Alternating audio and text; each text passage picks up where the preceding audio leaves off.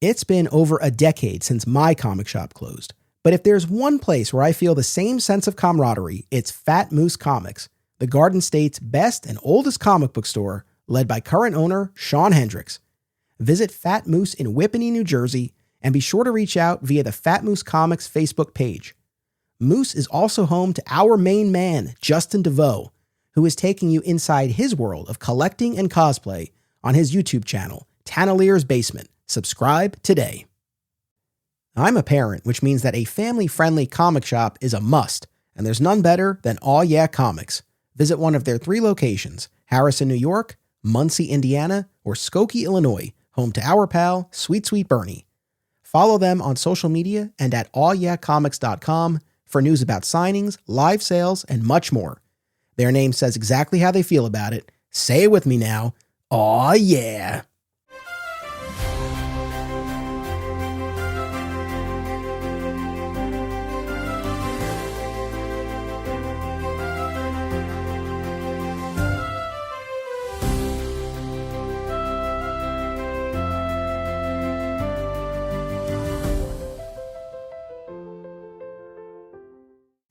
Welcome to Digging for Kryptonite, a Superman fan journey. I'm your host, Anthony Desiato. Joining me for a session of Superman fan therapy is returning guest, Josh Marowitz. Welcome back. Thanks for having me.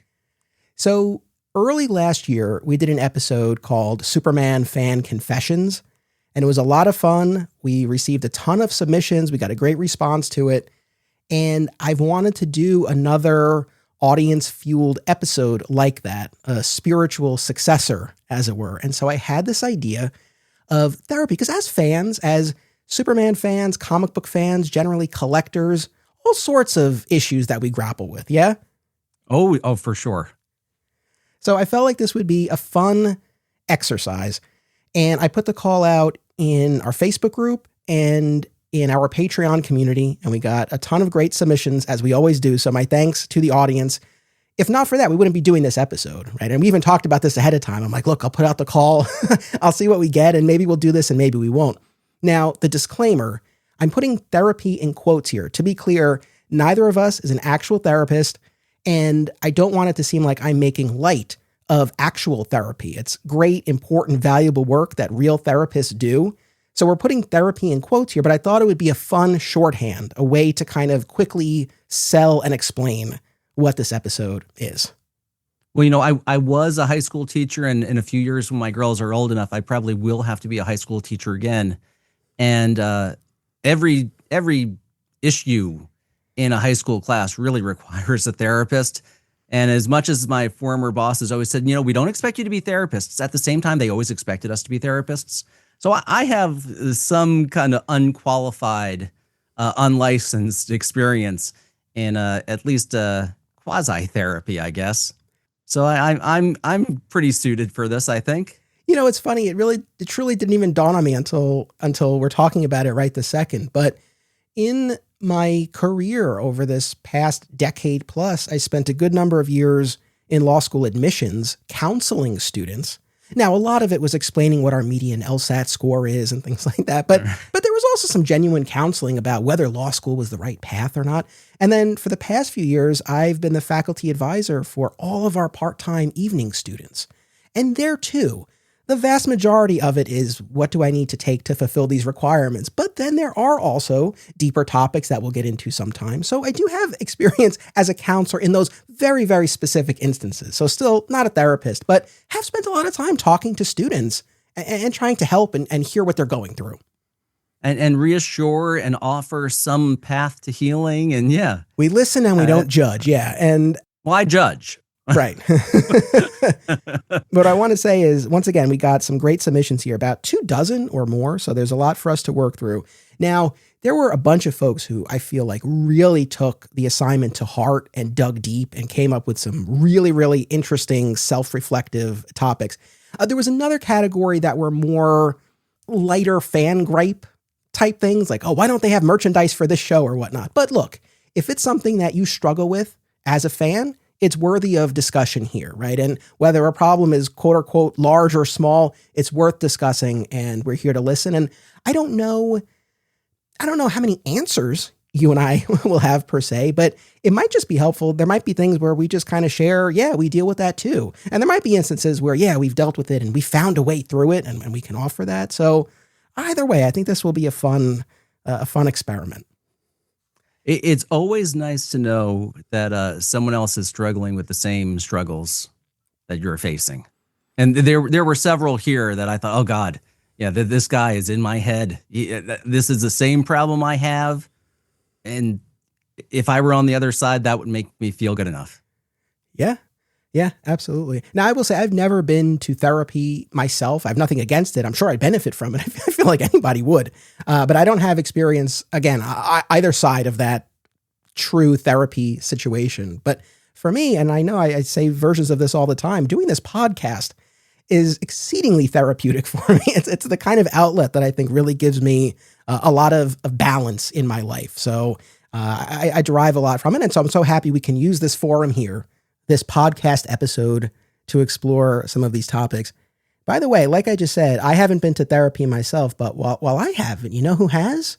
Superman himself. I'm sure you'll recall in those post Our Worlds at War issues, Superman being therapized by Dr. Claire Foster. Yeah, did you like that at the time? I didn't not like it at the time. I think I might be in the minority that I was kind of burned out by Our Worlds at War. Okay. All right. By the end of it, I was like, okay. Now, I will say like that was the summer as I was getting ready to go to college. And then the immediate aftermath when he was on the couch with Claire Foster, like that was my first few months of college. So it might be a case where when the girls are out of the house and I have time back in my life, I'll sit down with that material again and give it a fairer shake than I was prepared to give it as I was about to leave my home for college. So fair enough. I always just thought it was an intriguing idea, and we didn't see him in those therapy sessions all that often. I think it was less than a handful of times total. But the first time that he goes, I want to say it's Superman 176. I might be getting the number wrong, but it's the cover with Superman's back to the audience. And this is where he's got the black S on his cape in mourning after Our Worlds at War. And I'll be using parts of that image and panels from that comic in our promo image for this episode here. So it was top of mind. But I did just want to mention here, as we're doing Superman fan therapy, that Superman himself has undergone this process. And I just thought that was kind of intriguing. So I've broken these submissions down into a number of categories. And I'd like to start with a segment that I'm going to call, We Need to Talk About How We Talk About DC Films. And I think this will be a substantial topic and will probably represent, certainly not the entire episode, but I think a big part of our episode. And I think especially coming out of the recent Supergirl movie, this is a conversation that needs to be had. And I know there are certainly things I want to get off my chest and work through and try to understand. Maybe you do as well. And certainly we have a submission here from one of our audience members to kind of kick things off. So this is from Darren. And by the way, not that anyone submitted anything overly salacious or sensitive or personal, but I'll just use first names for this episode, given the nature of our therapy discussion here. So this is from Darren. Now, the full submission was beautifully written, but very lengthy. It'd be like 5 minutes if I read the whole thing. So I have condensed it, but I think I have retained the core of what Darren was conveying here. So Darren says, I'm concerned about the long-term future of the brand, mythology, and character. We live in a world, a society that is divided. I think that's fair to say. The same can be said about the state of Superman. What bothers me is just how divisive everything is regarding new iterations. With every new interpretation, each fan base seems much more volatile towards the others, though it does appear, at least to me, to be a pro-Snyder or anti-Snyder debate with seemingly no middle ground. I'm just at a point where I'm not excited like I should be for anything new because of all the additional baggage that comes with each new film or show. And the way everything online seems to be a fight feels like it's having an impact on the future of the character. Gunn's Superman didn't exactly wow at the box office despite a huge marketing push. I just wish we could all, as Superman fans, take note and try to act more like the character we all know and love, no matter which iteration of the character is our preferred one.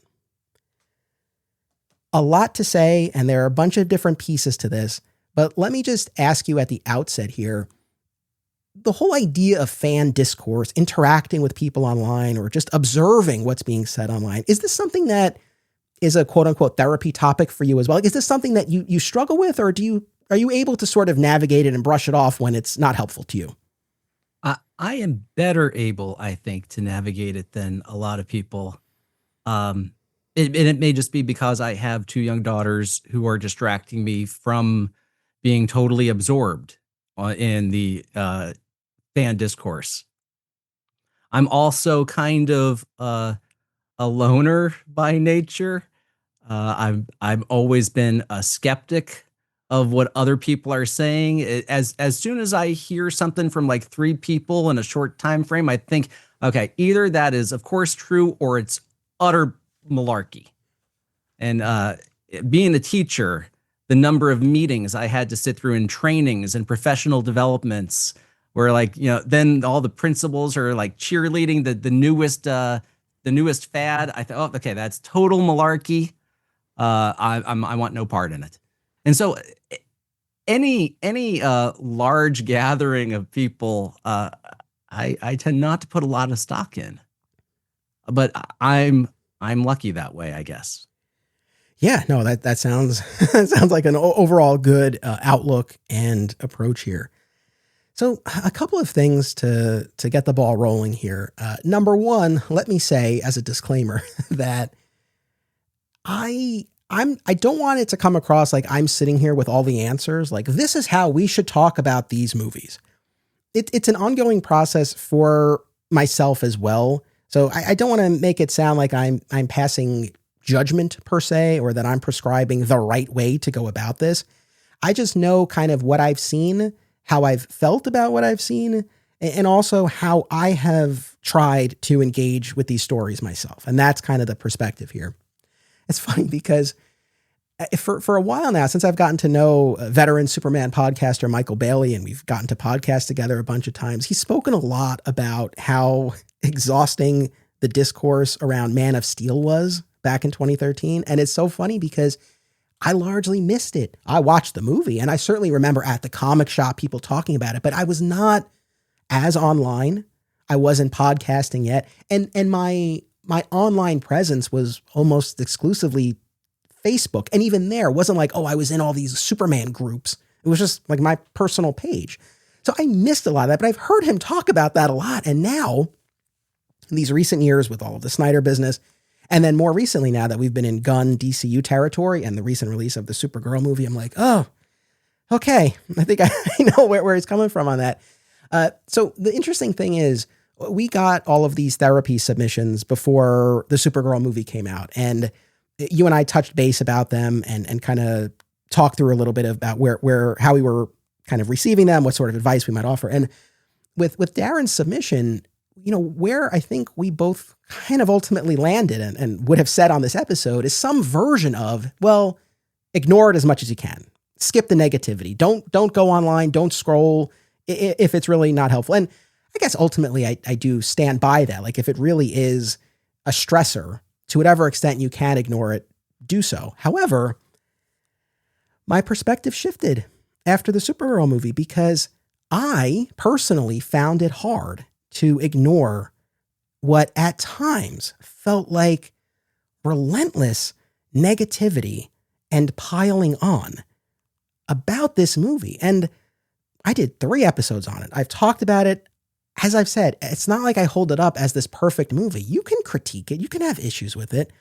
But I feel like there was such a piling on unnecessarily. And look, I realize this is subjective to some people. Maybe they feel it's totally warranted. But I sit here and I'm like, did we all see the same movie? Because it felt so excessive. And hand in hand with that, there was a measurable impact. That movie flopped. That movie did not perform. So on top of the negativity, or because of the negativity, people didn't participate. People didn't go to see this. And so now, yeah, we know that we're building towards the Man of Tomorrow film. And I think it's probably unlikely that they'll pull a Batgirl and toss it in the trash. I think we'll see the movie, but do I think we'll get another Supergirl solo movie anytime soon? No. Am I confident that her presence will remain unchanged in Man of Tomorrow and future projects? No. So it's hard to just be like, well, I'll try to ignore it. So that's why I thought it would be helpful to try to dig in here a little bit more and talk about what we're feeling and what we're experiencing. Well, I was one of the guys who went into the Supergirl movie really excited. And I was trying to temper my expectations for the reasons you always say. And I say privately in my own car or room here, if you buy into the hype, you'll just get excited. You'll set the expectations way too high, and nothing can live up to those kinds of expectations. So I went into the movie saying, okay, if there is like a few minute sequence of Supergirl flying and looking really cool that I can come back and show my 5-year-old and 2.5-year-old daughter, great. It'll be a great movie, and I can get that out of it. And as I sat there with a few of my dad friends and one of my best comic book friends, I didn't have a great time personally. It was fine, but there were big stretches of a pretty short movie where I was thinking, okay, are we still here? Are we what's happening? Let's get this going. Now the dads I was with who don't read comics had no idea that this was based on an actual comic book, had no idea until they saw Supergirl wander into the scene at the end of Superman, had no idea Supergirl even existed. They all had a great time. I was actually the negative Nancy of the whole group. And I was the one going in like with the as expectations as managed as I could manage them and wanting the movie to succeed so that we'd have more Supergirl movies so that they could make a story that wasn't based on a horrible, horrible choice to introduce mass audiences to this character with. I felt great, actually, that they loved the movie, even though it was frustrating to me that I couldn't quite articulate as we were walking out of the theater all the comics-based reasons that that the movie didn't meet even really what I tried to set my expectations for. But I was just thrilled that, okay, these guys liked it. So that means that other people who aren't obsessive weirdos like me, they'll like it too. We'll get a decent box office opening. They'll be confident in the whole Gunverse. Everybody will be confident in the Gunverse. They'll see it's working. Then I was hit with reality a day or two later when the rest of the world seemed to agree with me, not for the same reasons though. Right. Like I went in having read the comic only very recently at that point. Like I barely finished the thing finally after all these years. As I was leaving to go to the theater to see the thing. Wow, really got it in under the wire there. It was torture. I really don't like the story. Okay. I don't like Tom King generally, and I definitely did not like this. But the book was better than the movie. I mean, that's often the case. All my reasons for not liking the movie were like, of course, I'm saying it. So, of course, I think my reasons are justified and supported. And everybody else who doesn't like the movie thinks their reasons are justified and supported. But I mean, you've got to believe there's a huge contingent of incels out there who didn't like the movie because it was a woman. Right? Is that sort of what we're skating around here? Like, not necessarily. I mean, I'm sure that's a factor here. It's not that I'm skating around it. I guess there are kind of deeper or bigger issues related to fan discourse that I guess I'm a little bit more fixated on. But yes, I mean, I think there was a clear misogyny in at least some of the quote unquote fans posting about it out there. I'm talking about really some of the vile stuff, especially about Millie Alcock's appearance and things like that. So that's really in its own category. And I know I said, like, oh, I'm not here to pass judgment. In that instance, guys are on your own. but otherwise, I know we're starting from this point of Supergirl, but like I said, I think there are, this touches upon wider ideas when it comes to how we talk about all of this. And, I'm glad that even though you didn't share your buddy's enjoyment of the film, that you didn't begrudge them their enjoyment. It's funny because not too long ago, I think I talked about this in the episode I did with my wife. I forget, but we went to see Mandalorian and Grogu, and we went with another couple and their young son. Everyone enjoyed it except me. I was bored to tears. I really didn't like it. And afterwards, they were asking me about it, and I said, like, I don't really want to like poo-poo it and to you guys. Like, I'm glad you enjoyed it. Like, I don't know really what we're gonna gain by me dumping all over this movie and telling you why I didn't like it. Like, let's just leave it at I didn't, and I'm really glad you guys did. At the same time, I'm not saying people can't criticize, but I do think what I keep coming back to is sort of what at times is just the relentless pace of it.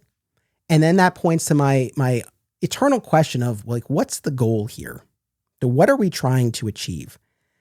Taking a step back, though, one thing I've talked about a lot, and this has been a struggle, especially in recent years, especially as we've been gearing up for Gunn's DCU. I remember as the Superman movie was coming out and everything, is the extremes in positions that people take and how hyperbolic it all becomes. I feel like the way these projects are talked about, it's often the best or the worst.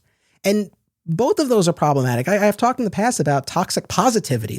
That can be grating, and that sets unrealistic expectations. And to be perfectly honest, there are certain folks out there who tend to fall into that category where it's hard for me to put any stock in what they say. It's like when I see them posting about something, it's like, oh, really? You loved it? I'm shocked. Right? So that's one side of it. But then the relentless negativity too. And it's one of those things, I understand our social media ecosystem is not built to reward posts where you're like, hey, it was pretty good overall. There were a few things I would have done differently, right?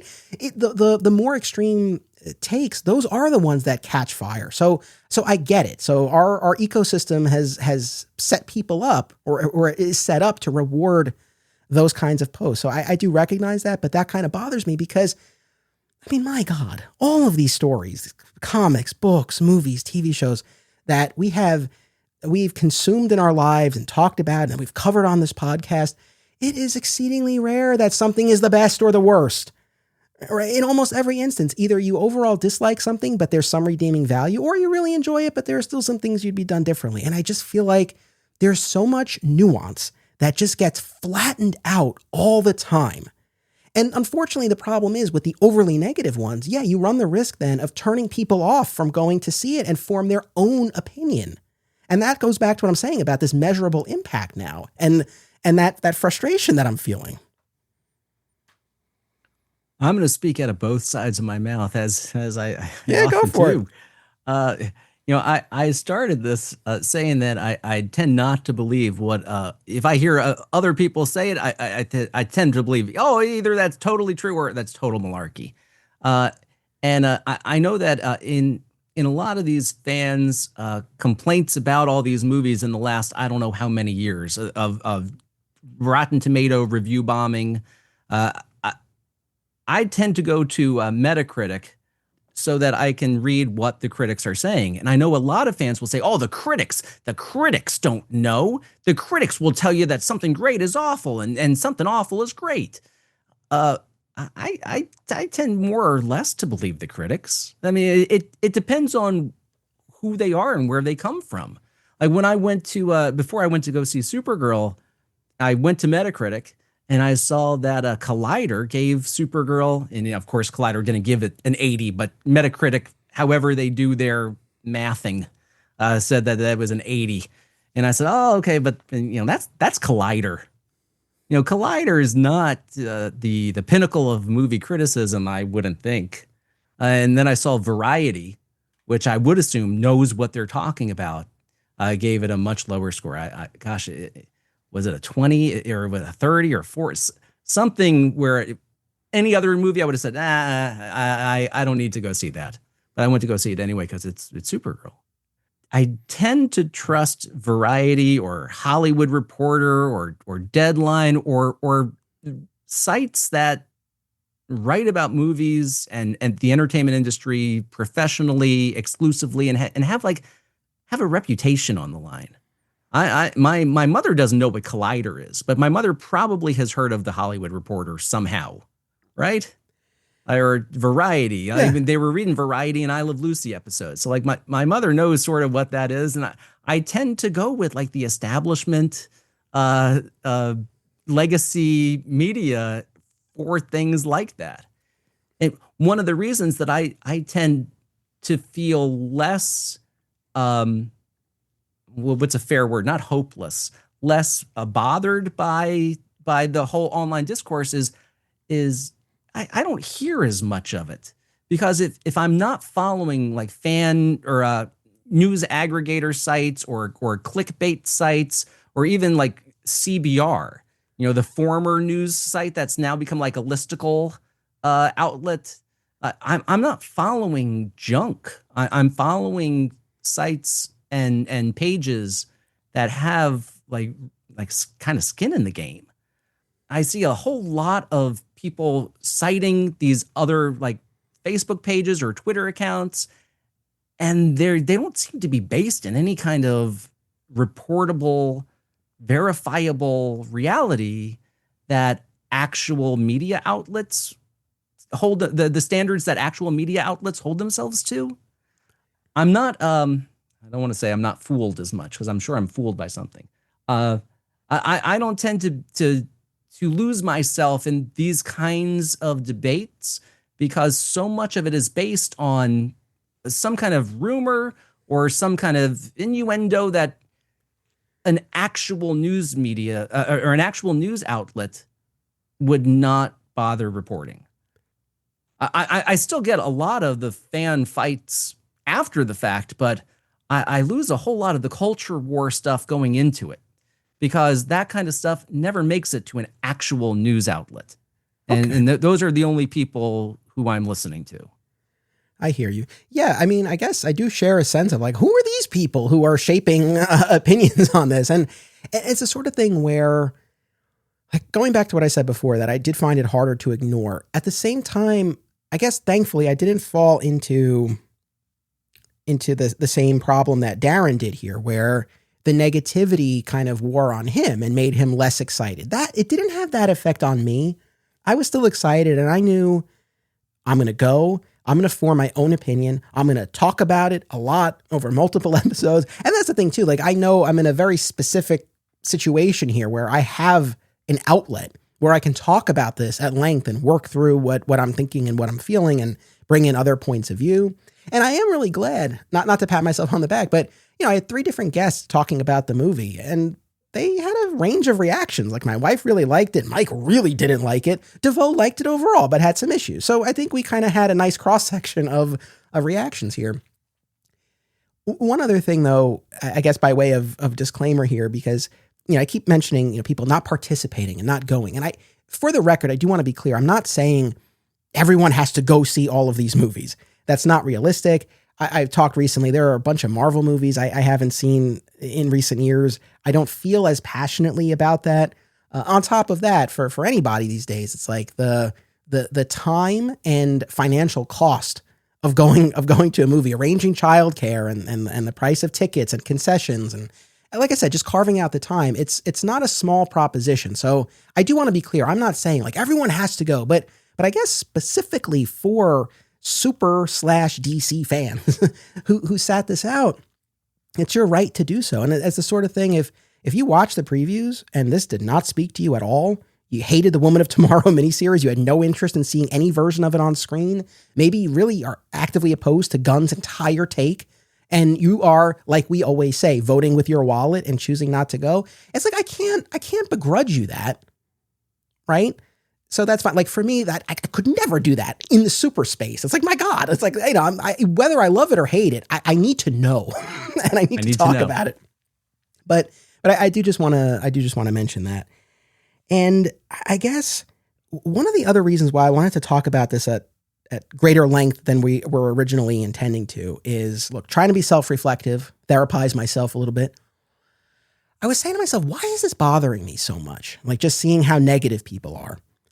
And what I ultimately landed on is that, at a certain point, it feels like people have an axe to grind, like it's personal. And I said, okay, but why is that bothering me? Like, what? And then I tried to be self-reflective, and I said, like, well, have I ever fallen into that?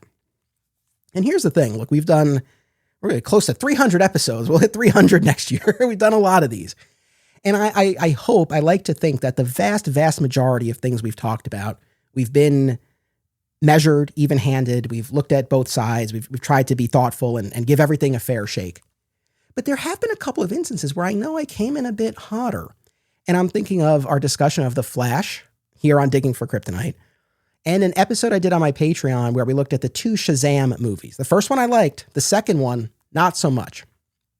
And I stand by my critiques of those films, but at the same time, I can take a step back and recognize that it's not like, I don't think I was overly harsh or hateful or just bashing it, but I know in those instances, I was not as concerned about giving that fair shake that I always like to. And I'm like, well, so what was it about those instances? And it was, in the case of The Flash, I was annoyed by Warner Brothers and this whole marketing scheme beyond a campaign, this scheme to try to convince us that this was the best superhero movie ever made. I mean, they were just shoving it down our throats. And I went to see it and I'm like, this is not that. And that really bothered me. And I carried that into that discussion. Similarly, with Shazam! Fury of the Gods, I shall never forget, Josh, that video, that Instagram live video of Zachary Levi, red-faced, borderline crying, complaining about how their plans were thwarted. He didn't name Dwayne Johnson, but that was the gist of it, that they wanted to do things that The Rock blocked. This was when he was making his big power play for control, the hierarchy of power, all that stuff. Yeah. And I remember just being so turned off by Zachary Levi and just other comments and behavior and points of view that he has shared. And so those were a couple of instances where I just I know I probably wasn't at my best in talking about them because the gloves were off and I was like, well, F these, I was annoyed. And so I feel like not in every case, I'm not saying every fan talking about Supergirl or any of these movies falls into that, but I feel like there was enough of that negativity where I'm like, oh, I feel like it's that kind of energy that I have at times struggled with myself. And I think that was something I identified in myself and maybe in some of the discourse out there. Well, in the case of The Flash and their scheme to convince us it was the greatest superhero movie ever, yeah, that feeds right into your big, I don't even want to call it a pet peeve. It's a pet peeve is trivial. Like you have a principled stand against that exaggerated, hyperbolic sort of language. Like that's exactly the kind of thing that you wouldn't say. Right. Yeah.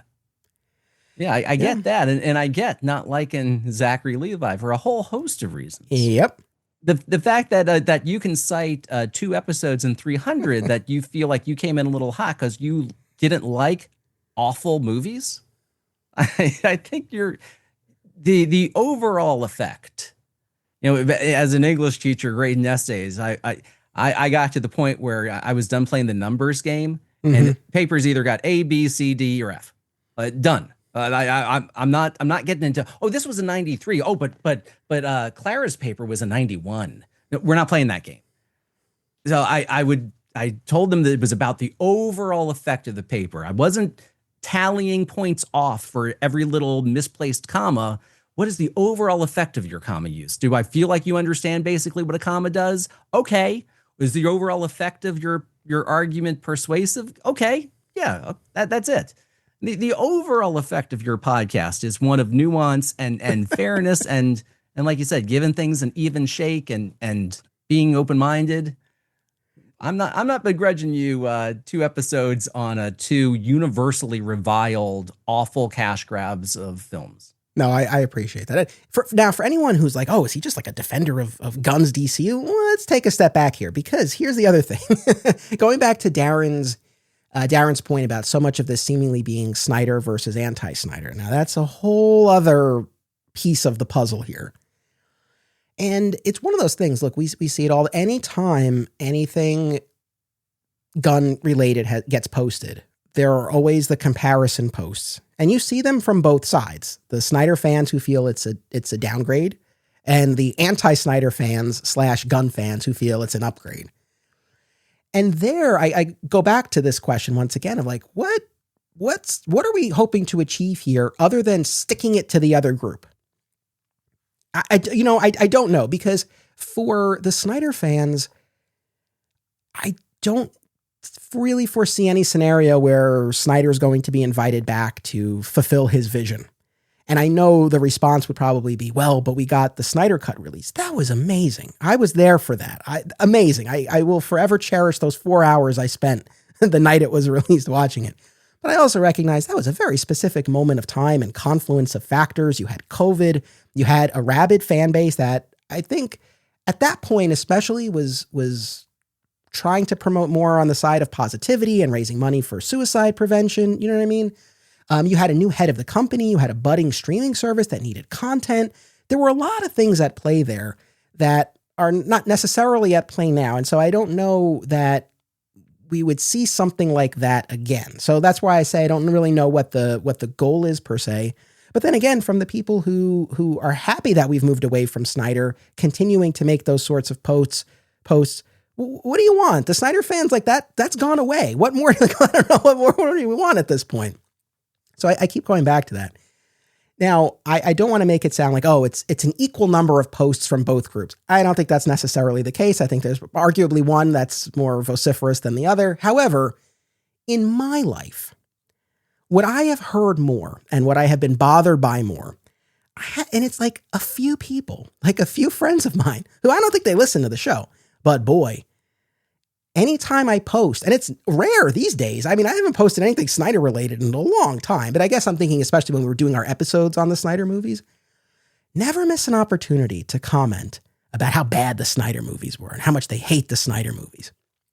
And I say to myself, my opinion is not any more or less valid than theirs, but it's more informed. I've consumed so much of this. And so if I'm telling you that to me, this is a valid take on the character, I find something meaningful in these movies. I enjoy watching them. They elicit an emotional response. You don't have to share that, but don't try to take that away from me.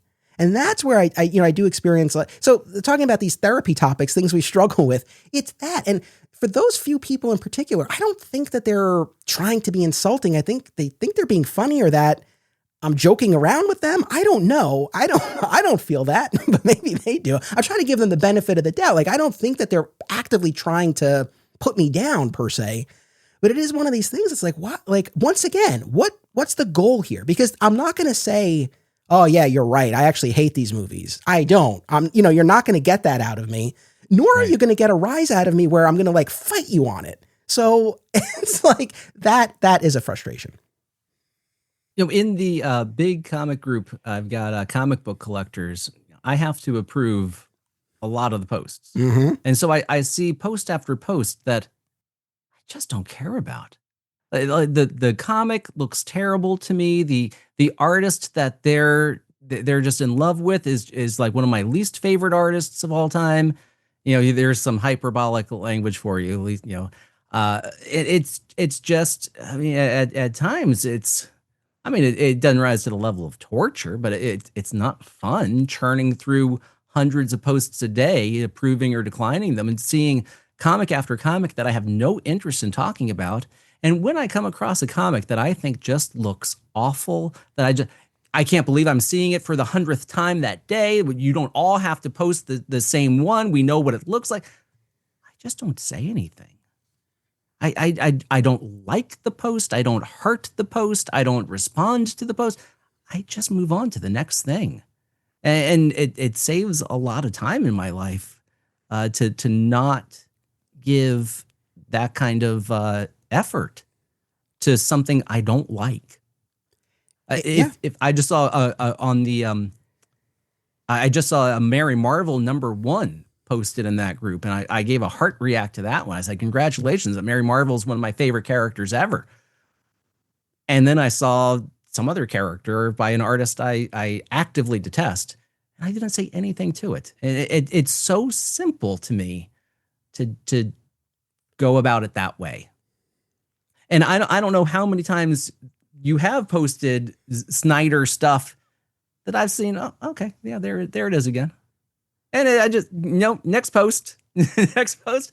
I don't have to.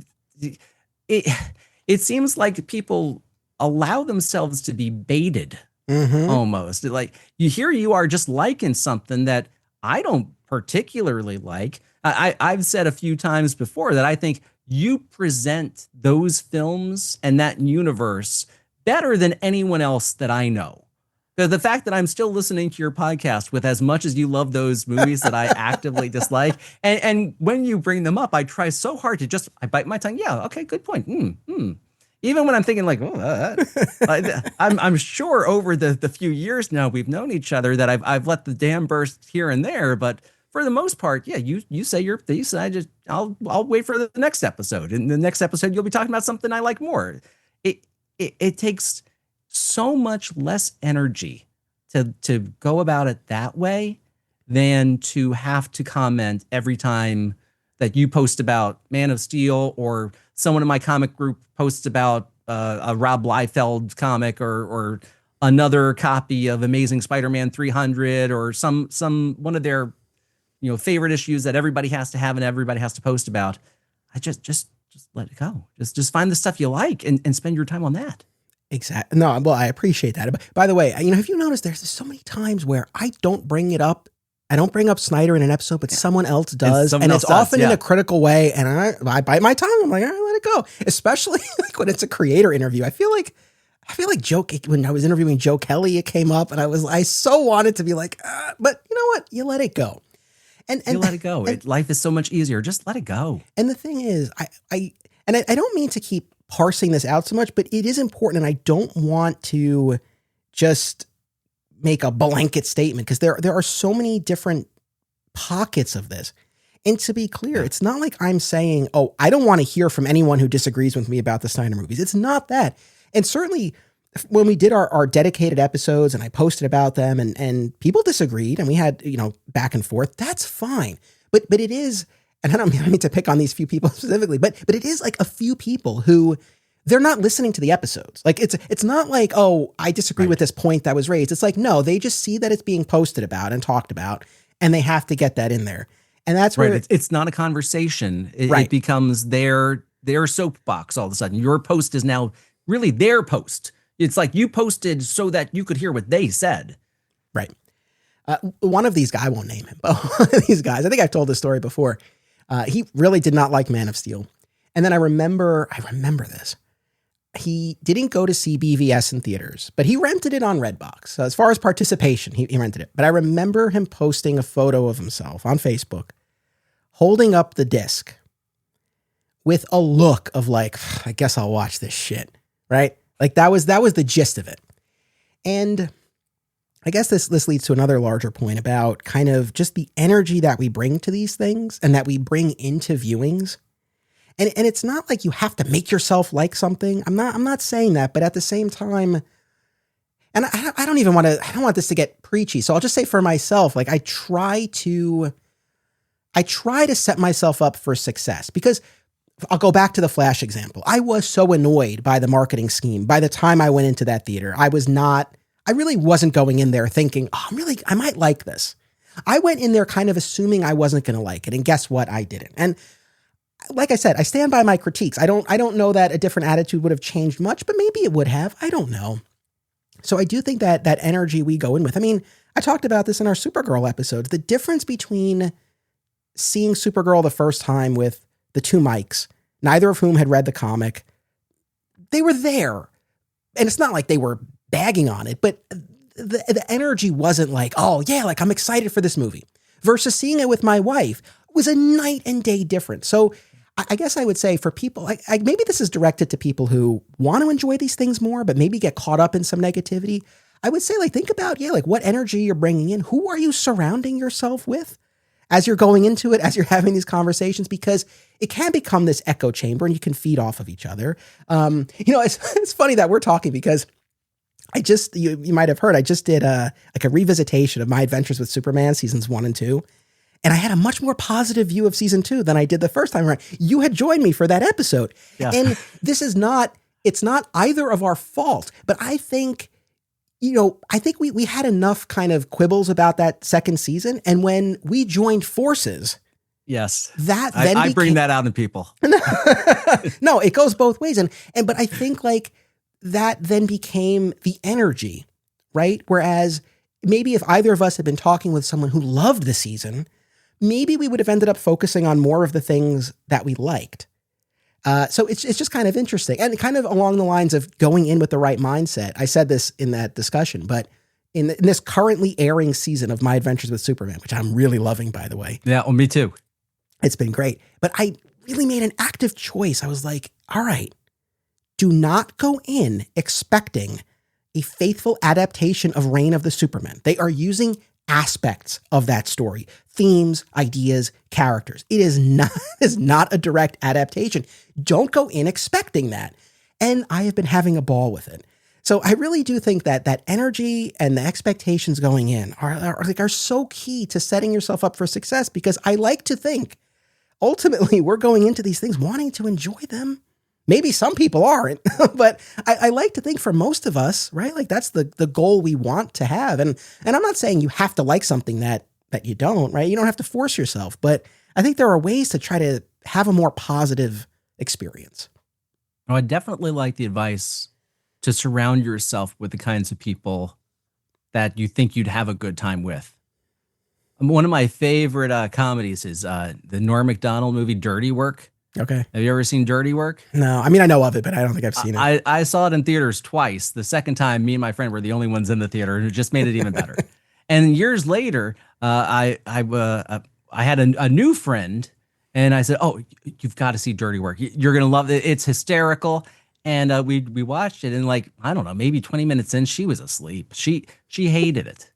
And that, I say friend, but like I had a crush on her at that point. And as soon as she didn't like Dirty Work, I'm like, okay, well, I still want to be friends with her, because I'm not going to be a person who doesn't want to be friends with someone because you didn't like Dirty Work, but I can't have any kind of romantic interest in you anymore.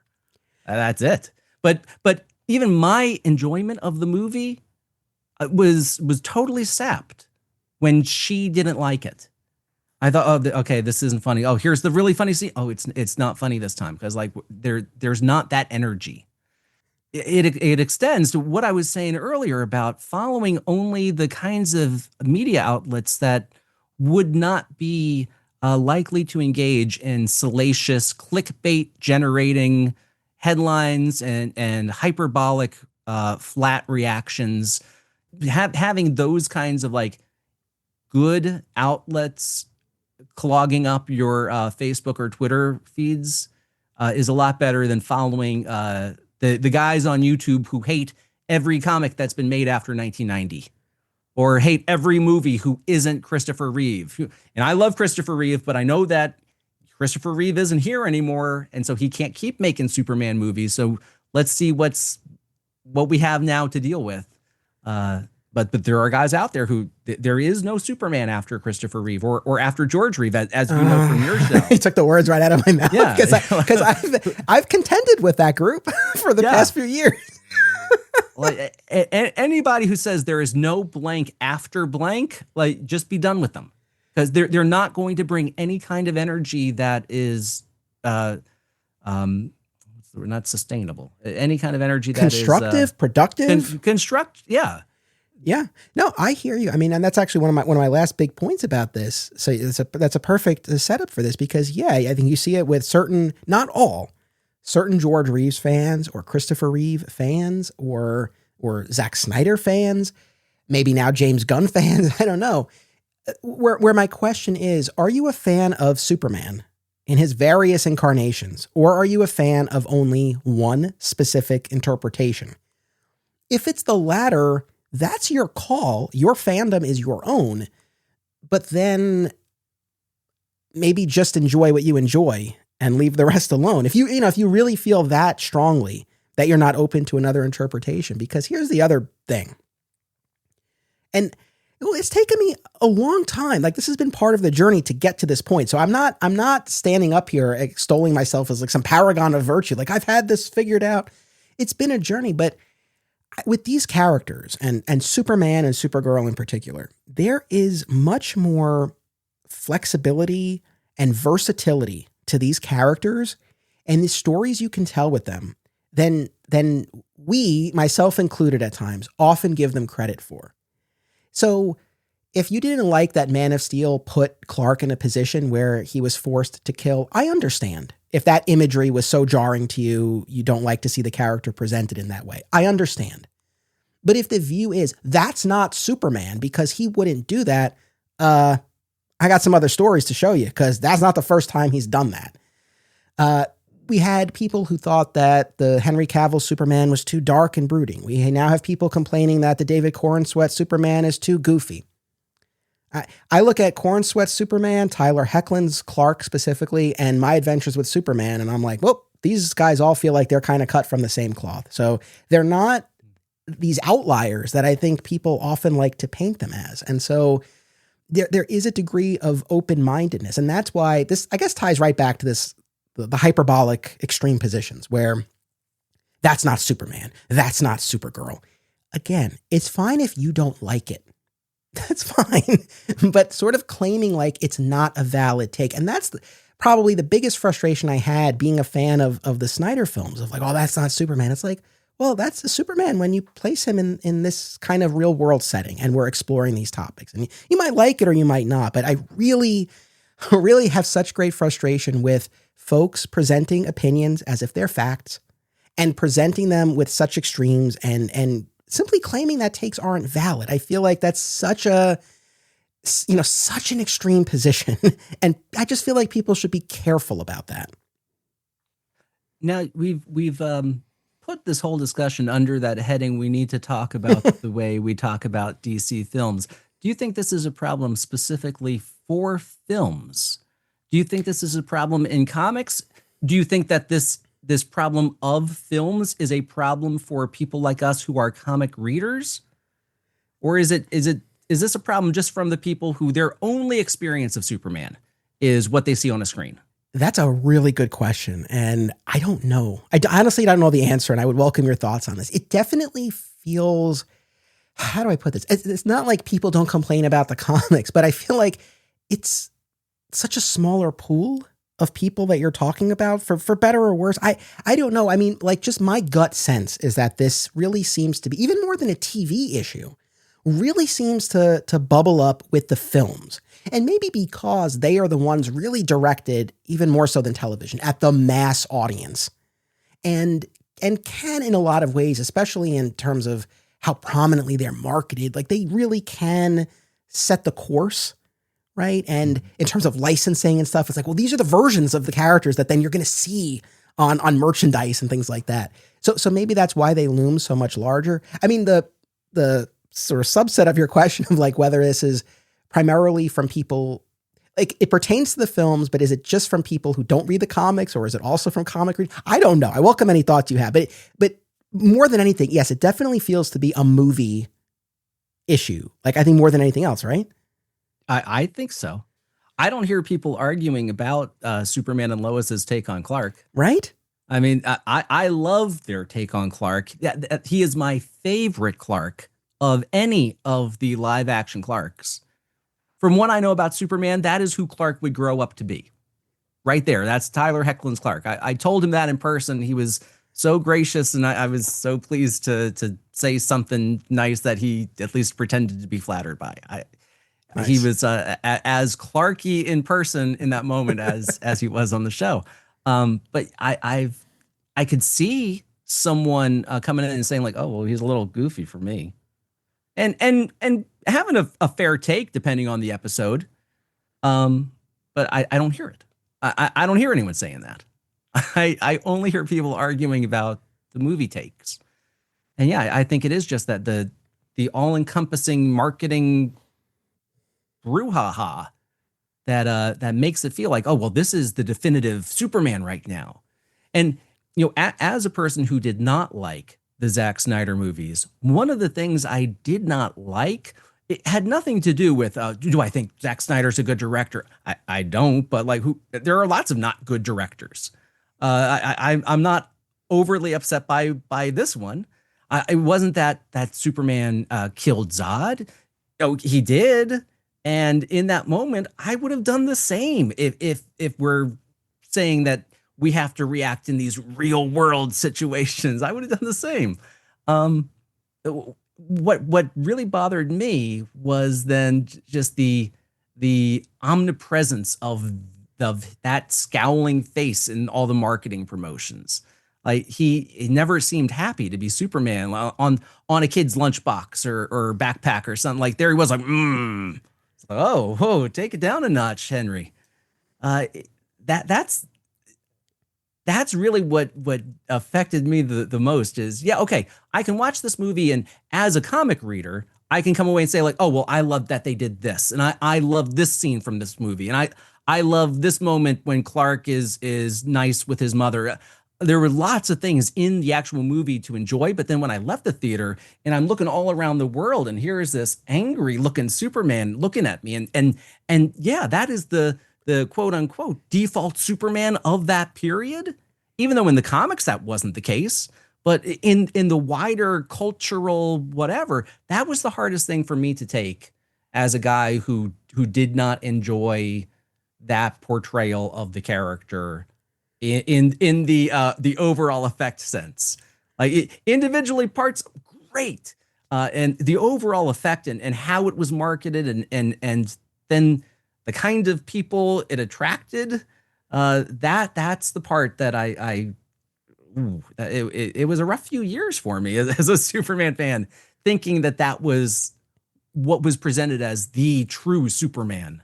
Listen, I hear you. And look, just as I don't want to be told by those three people in particular that Snyder's take is not valid, by the same token, you should not be told that that's the only valid take on Superman, right? It cuts both ways. And yeah, like we're saying, these movies, they loom so large and so they can have that effect. And I think, I'm sure there are so many fans out there, even those who have been negative about this project or that project, who I like to think are ultimately coming from a good place of loving these characters, wanting to feel like they're in good hands, and maybe sometimes feeling like, hey, the person or people in charge right now aren't cultivating the character the way that they should. I really do understand that. And so it's one of those things, like I keep saying, it's not just like, oh, well, just fall in line and find a way to like them. I'm not saying that per se, but I do think there's a way to participate and to engage in a constructive way where you can still voice the concerns that you have, but maybe still find a way to access these stories for yourself, if for nothing else, so that you can still enjoy them. And to kind of try to answer this question that I've been posing about, like, well, like, what's the end game when we are overly critical of these things? It's like, we remember it was almost 20 years between Superman 4 and Superman Returns, and then another 7 years before Man of Steel. And yes, in the intervening years, you had Superboy and Lois and Clark and the animated series and Smallville. I'm relatively confident that whatever corporate parent ends up owning Superman, they will continue to exploit the character in various forms because he remains profitable to some degree or another. So it's not like I think, oh, there won't be any Superman content. However, we've now had 2 shared superhero DC universes that have launched with Superman that have had mixed results. I think that's fair to say. I'm not overly confident that if we have to start again, that they're going to start with Superman. I think there's a point at which Zaslav or Ellison or whoever's at the top, who they don't care about what Superman stories are being told, right? They care about the bottom line. And at some point, I feel like someone's going to look at this and be like, let's just make Batman movies. And to be perfectly honest, like it's going to sound crazy to say, but like I would get it. I think at a certain point I would understand when you look at the past 13 years of this, of the films, their performance, the fan discourse, like all of this stuff, at a certain point, they might start to feel like this is more trouble than it's worth. And so, yeah, like it's hard for people who are so against what Gunn is doing and want him out and they want someone new in, whether they want Snyder brought back or they want somebody new, fine. But I don't share the confidence that the parent company is going to say, okay, let's attempt number 3 of a shared cinematic universe, starting with Superman. I don't share that confidence. And so I don't want to come at this from a point of desperation, but there's also this sense of like, hey, we'll criticize them all we want, but let's try to propel these to success to whatever extent that we can. And that's why the flop of Supergirl was really it was just a bummer to me. Because yeah, it's hard not to think about what message that sends to the decision makers. And that's where I am on this. It's so hard when you say that we ought to propel them to success, because yes, I want, if there is a new cinematic universe, of course, as a Superman fan, I want it to start with Superman as it should. But then if it's a terrible version of Superman, I don't want to propel it to success. But then what lesson are they taking? Like, I didn't much care for the Supergirl movie overall. I want there to be future Supergirl movies.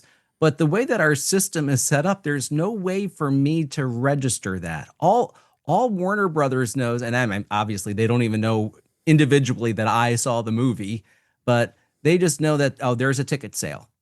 And so did I do my part? I didn't buy a second ticket like I thought I might. Have I now cast a second vote by not buying a second ticket?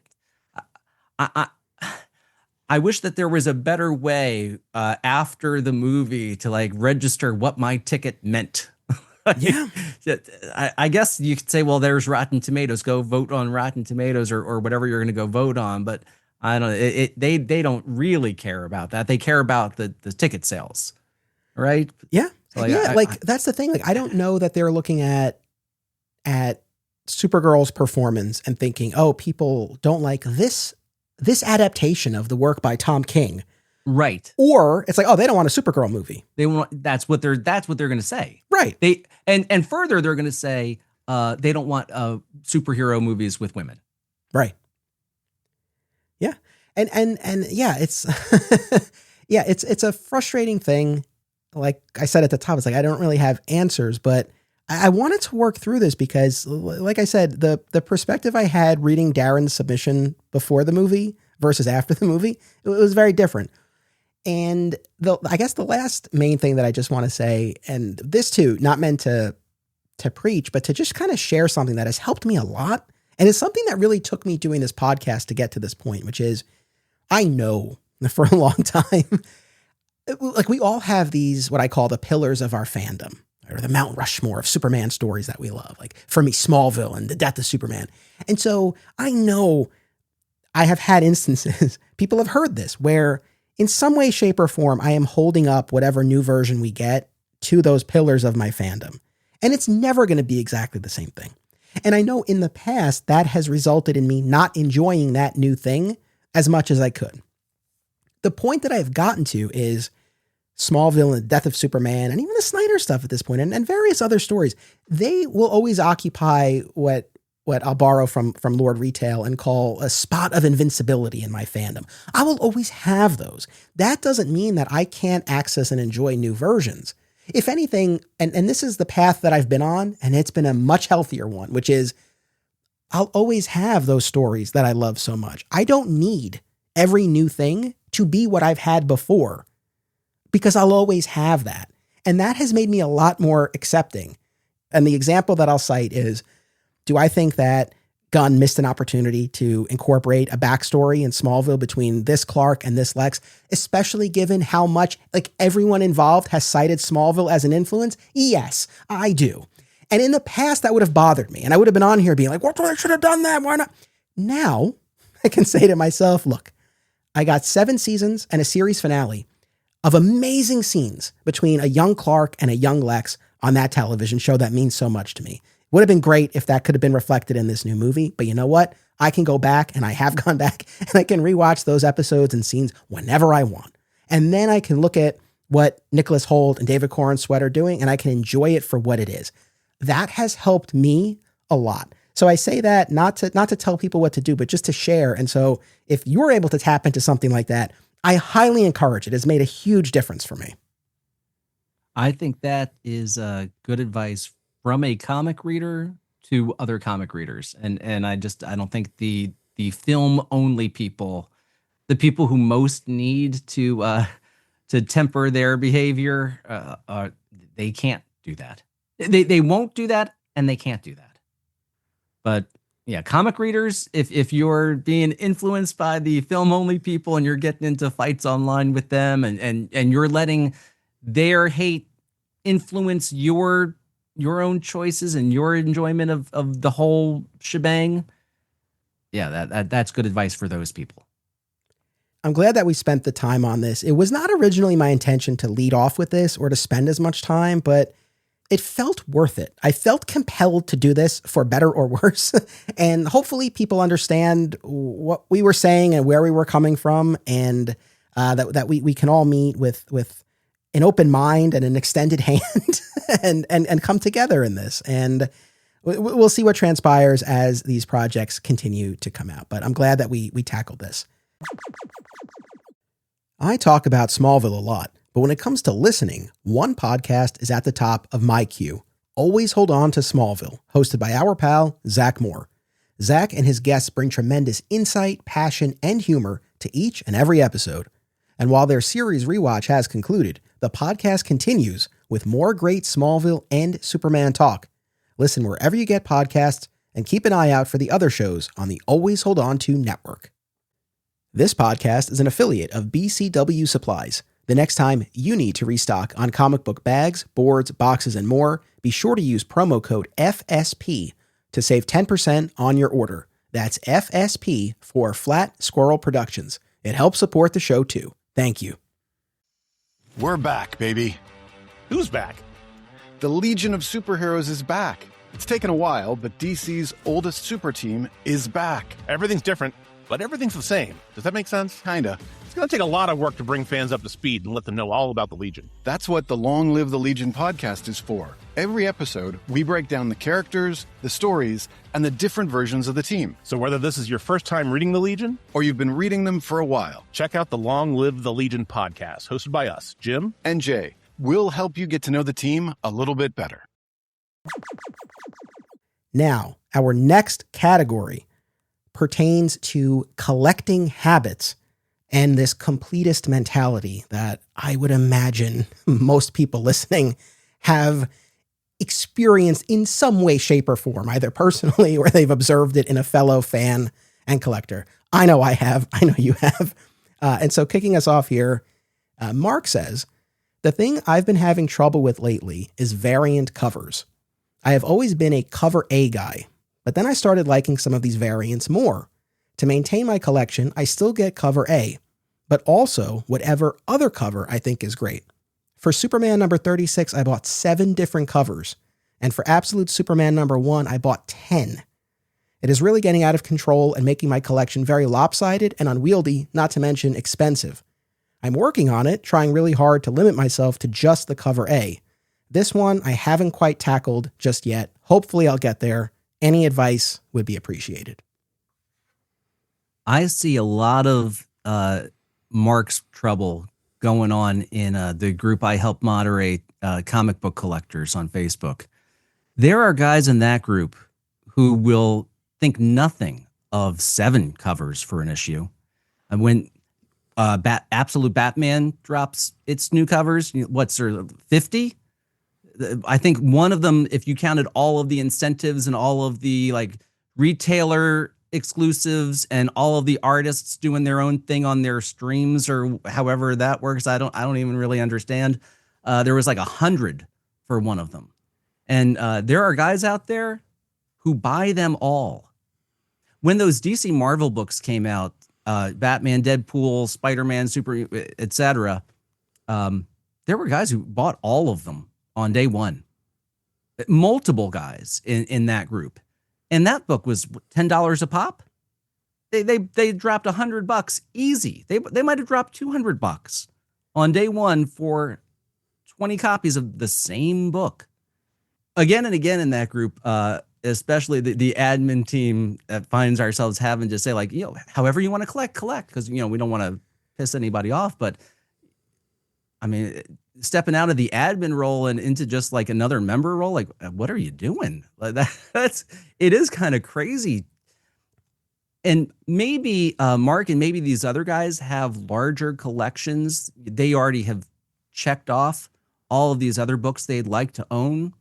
But I was just down in Heroes Con trying to put together a run of all of the issues of Superman in Action that featured the backup feature Private Life of Clark Kent.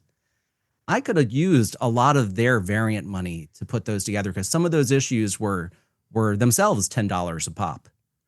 So buy one less Spider-Man, Superman, send that $10 to me. I could have bought an original issue and not just, an issue with another cover. I had to set myself a rule because I thought I might fall into the same trap just because, I don't know, it is fun sometimes to feel like a completist, but I cover A. I get the cover A unless Chris Samnee does a cover, and then I get the Chris Samnee. Or unless the interior artist does a variant cover and is for some reason not the cover A. No one comes out a winner when we have this number of variants, because variants used to be like a really special thing, and for a really special book there might be 2. I remember when when Justice Society of America was coming out and had those totally bland Alex Ross covers, but then the variants were Dale Eaglesham covers. Yeah. The interior artist who was doing really cool stuff on those covers, and they were telling their own little story. But that was it. There was no other variant, and that was okay. That was manageable. Yeah, and look, it's tough for retailers too, trying to decide how many they want to order. And yeah, to your point, these variants come in different forms. So some retailers can order as many as they want of any of the covers, but in other instances, there are these incentives. So if you order, for every 10 copies you order, you can get one of this incentive, or for every 20 or 50 or 100, however many. So I kind of, to Mark's issue here, I've had my own struggles, like I said, and we'll talk about more, with being a completist and collecting generally. Thankfully, and I don't say this to rub it in, I never got swept up in the variant business.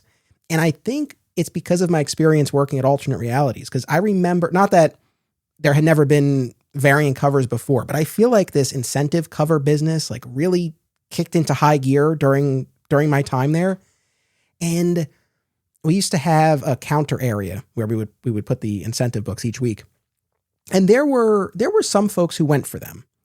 But what I remember more than anything was at the end of that week, putting what was left in an overstock box. And it was not a small box. There was so much overstock of those incentive covers. And I never totally got it. And so maybe because of that experience behind the counter, I don't know, I just never really got swept up in it. And it's one of those things for folks who have the money and the space for it, and it's not problematic for you to maintain that and pursue it. It's that's fine. But clearly, what Mark is talking about here, it sounds like he would like to not have that pull so much. I think one thing in Mark's favor here is that looking at what he submitted, it doesn't really seem to be a matter of, if I'm reading this correctly and understanding it, it doesn't seem to be so much that he feels like he has to have all of it just to have it. It really seems he likes these other covers, and that's the draw, no pun intended. So I was thinking about this, is there any advice I could possibly offer here? And I think for Mark specifically, or anyone in a similar situation where it's not so much about I have to have all of them, but it's more, these covers are great. If it's really a matter of looking at and appreciating and really taking in the art, if I may offer this, we see the solicits 3 months before the books come out. You go on any of these comic book news sites, you've got great high-res images of all of these covers. When I post stuff online like that, I'm pulling those images and I'm posting them. Maybe I would suggest try making that your phone wallpaper for a week or a month or something. You'll see it countless times throughout a day.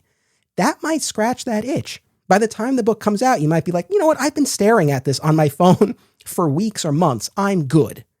Because if that's really what it's coming down to, I like the art so much, you'll see it plenty. So I had that in my head, and I will offer that because maybe that would help in a situation like this.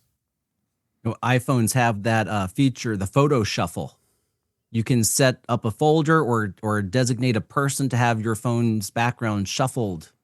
I got my 2 girls shuffling every hour. I get a new photo of them. So put all your variant covers into a folder, mark that as your photo shuffle, and yeah, you'll get what you need to get out of those variant covers. I would hope. The number one piece of advice I always harp on, about comic collecting is you vote with your wallet. And the guys in the comic book collectors group, yeah, they'll buy them all and they'll even kind of like enjoy having them all. But then with the other side of their mouths, they say like, oh, this is out of hand. This is too many to buy. If you are buying them, they will make more. If you hold your line at cover A or stop at cover B, something, that's the only way the companies are going to slow down. But right now they see they've got you, and they're going to keep getting you for all you're worth, and take you for 1,000 variant covers of an issue. They think they can get it. Yeah. So you vote with your wallet. Vote with your wallet. Your words echo in my head all the time as I'm ordering these trades that are coming out, and I'm like, well, Josh says if I want to see volume 2, I got to get the first volume. You do. I know.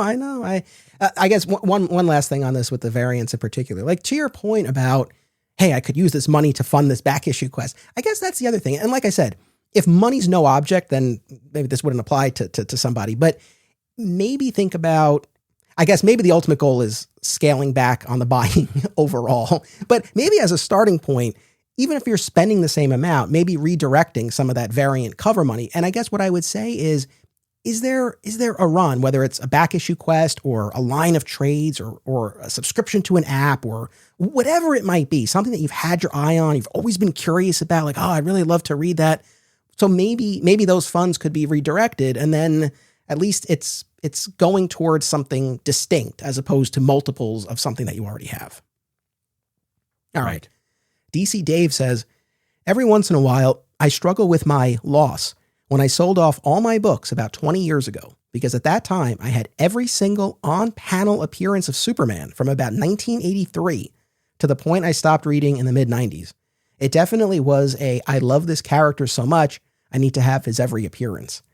I guess we could go in a couple of different directions here, but what jumped out at me is this idea of struggling with the loss. Like, have you ever parted with something in your collection that then you regretted? I have, 29 years in, I have now sold more comics than I currently have. And like 3 times as many comics I've sold than I've ever had. And that's just what I've recorded in my CLZ Comics app.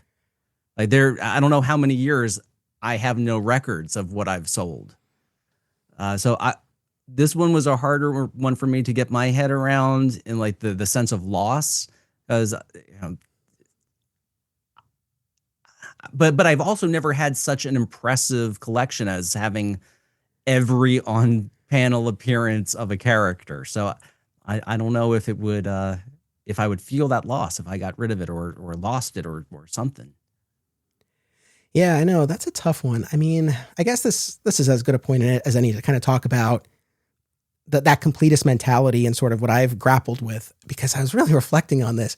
I feel like I'm at a good place now, though it still pops up every now and then, and I'll talk about it. But I was thinking back as a younger fan and collector, and I'm thinking even elementary school and probably high school, maybe even into college, the amount of time and energy I spent pruning my collection, deciding what to keep and what not to. It's like I look back and what I think I recognize, to be perfectly honest, is like there was a lot of energy, like mental energy that I think didn't have an outlet. And obviously I was in school and I was a very studious student and I did very well. It's not like I was slacking off and this was all I was thinking about, but I don't know. I feel like there was this pent up energy.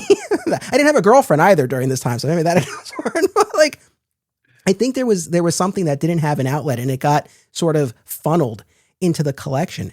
And what helped / hurt was working at the comic book store. I had a means of distribution when I wanted to get rid of something, because, and this would manifest in a bunch of different ways. Over the years, not just myself, but other guys at the store, like we would sell stuff, whether story packs, we would bundle together single issues or trades or DVDs or old toys. Sometimes we would bring them in and sell them on consignment. Sometimes we would sell them to the store, or we would trade them in. There was a stretch where the owner, I mean, he was letting me swap out story packs of individual issues for the trades. because I got to this point, like this is probably my greatest struggle that I've gone through as a collector. I've talked about on the show how coming out of Infinite Crisis, I switched from reading single issue comics to reading in trade. But that wasn't enough for me to switch moving forward. Then I'm looking at all of these beautiful volumes on the shelf at the store. And then I'm looking at my single issues in boxes in a closet. And I'm saying, well, I have to convert those single issues. The amount of time and the back and forth that I went through. Again, all I can say is that I think there was just, like I said, just a lot of that energy, that focus that had nowhere else to go at that point. And I look back and it's just like, I don't know. It was just a lot of time and energy that I kind of wish I hadn't, I don't want to say wasted. And I think there's a fine line because I think there can be value in pruning, right? If there's something you know you're not going to read again, although sometimes you don't know. Sometimes you think you're never going to look at something again. And then you start hosting a podcast and you're like, God damn it. I wish I had kept those Greg Rucka Superman trades. I read them and I thought, I wish I had my copy of Final Crisis. Right? So, because that has happened to me. And actually the Rucka run is a perfect example where the Greg Rucka Adventures of Superman run pre-Infinite Crisis. Originally, I had those single issues, probably sold or traded them to get I think it was 3 or 4 volumes that they were collected in. Then got to the point where, well, at the time I enjoyed it well enough, I didn't really see myself going back to it. So then I sold those trades. Then comes the point where I want to talk about it on the podcast. Trades are long out of print. Issues are almost entirely MIA from the app. So what do? I go to eBay and I buy all of the single issues like a dumbass. And I'm like, how many times am I going to buy and own this run? But what you're describing is is the same thing I've done for all these many years, and what kind of exasperates my wife about my collection is how much time I put into just thinking about it, how much time I spent listing all my things on eBay when I went through a massive purge a few years ago, how much time it took me to pack them, then how much money I'm spending on buying the new versions of all of that. I heard the perfect analogy for on the podcast Stuff the Dreams Are Made Of. It's a props collecting podcast with Dave Mandel, the showrunner from Veep, and Ryan. I can't think of his last name off the top of my head, but he was the showrunner for House of the Dragon. And I don't want anything to do with original movie props, but what they talk about, just the way they talk about collecting, I see a lot of parallels between comic and figure collecting and their props collecting, and how much time they talk about spending on pruning their collection and deciding, does this prop belong next to this prop, or should I put it over next to the other prop? And in one episode, Dave said that all of that energy is the same kind of energy that other people put into puttering around in a garden. And so he doesn't go out into a garden and plant plants that die and then, plant them again and move them around and try out new soils and all. He doesn't do that. He has his condo full of original movie props and original comic art. And that's his puttering in the garden.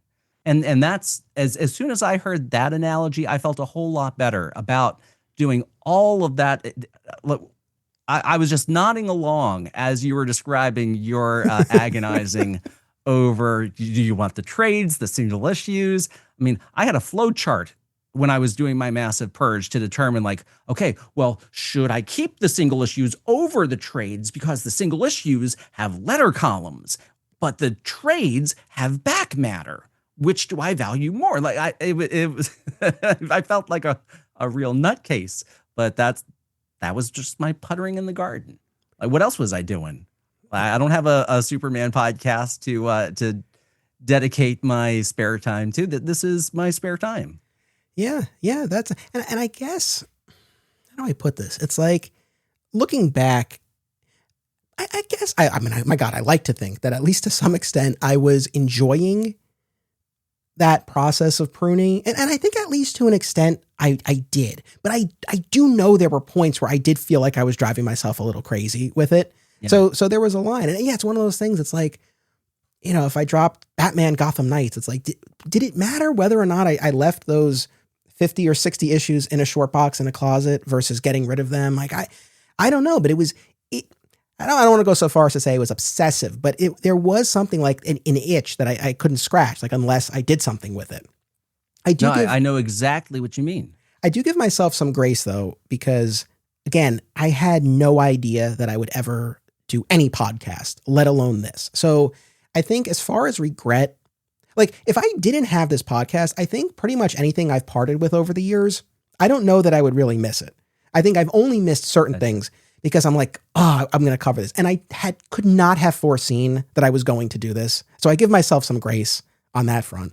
And now all of that kind of, I think, mental energy does go into the podcast and what I'm going to cover. And so I'm not as fixated on the collection side of things. And also where the point that I've gotten to over these past years is really in terms of the physical collected editions that I own, or at least new ones that I'm buying, almost exclusively Superman. Like I've really just kind of drilled down on that. And that's been very freeing. And almost everything else, unless it's something really important or I really love it, I'm content to know that I can read it on the DC app. And so, quote unquote, limiting myself to Superman has helped. Now, even there though, I'm not buying everything Superman. But like I said, these struggles do still kind of pop up from time to time. Perfect example. The Bendis run, right? I do not own any of the Bendis trades or single issues. Yet I own virtually all of the other modern Superman runs in collected edition. Not 100%. Like the New 52, I have the Morrison Omnibus and Superman Unchained. I don't have all the rest of it, but it's still represented. I own nothing physically of the Bendis run. I didn't particularly care for it. I've already done my episode on it. Maybe at some point I go back to it. I don't know. If I did, the app is there. Yet every now and then, when I am looking online, and I will see, and they're not particularly expensive, I could pick them up and it wouldn't make a huge dent, and I could put them on the shelf. But the only reason I would be putting them on the shelf is to say, okay, I have it. And I've been able to stop myself and be like, what's the purpose of this? Like, unless you're going to reread them, unless you're going to cover them again, what are you doing? But I do still have that pull. So as we're sitting here and we're talking, it's not like I have this completely licked. It still rears its head every now and then. And like, that's a perfect example of where I have to kind of just have that talk with myself and be like, what are you doing? and gosh, the Bendis books are a perfect example, because I did buy all of the Bendis books. I bought them all in hardcover where the hardcovers were available, but then volume 5 of the Bendis Action Comics is only in softcover. So I got those hardcovers with one softcover, and it just kills me. And then I thought, well, maybe I'll just go on eBay. I'll sell all the hardcovers, and then I'll use that money to go buy the soft covers. But I know how my eBaying works, and I know that I'm not going to get the amount, I'm not going to get the money for the hardcovers that it would take to buy the new soft covers. So it would just be throwing money into a hole for a lesser format. And why do I have them? I didn't really enjoy them either. I enjoyed Action Comics more than I enjoyed Superman. But I mean, then you got Romita Superman art on some of those Action Comics, and then that ruins the whole thing. I like Romita, but on Superman, just no, it just does not work for me at all. So why are they on my shelf? So that I can say that they're represented. Because in my fantasy, and I've got like, I must have 1,000 paperbacks and hardcovers and omnibuses and whatever. But in my fantasy, one day when my girls are old enough, I'm going to be able to take a physical book off of the shelf, even though I read almost exclusively digital. When my girls are old enough, I'm going to take the physical book off the shelf. They're going to take physical books off the shelf, and we're all going to enjoy them together.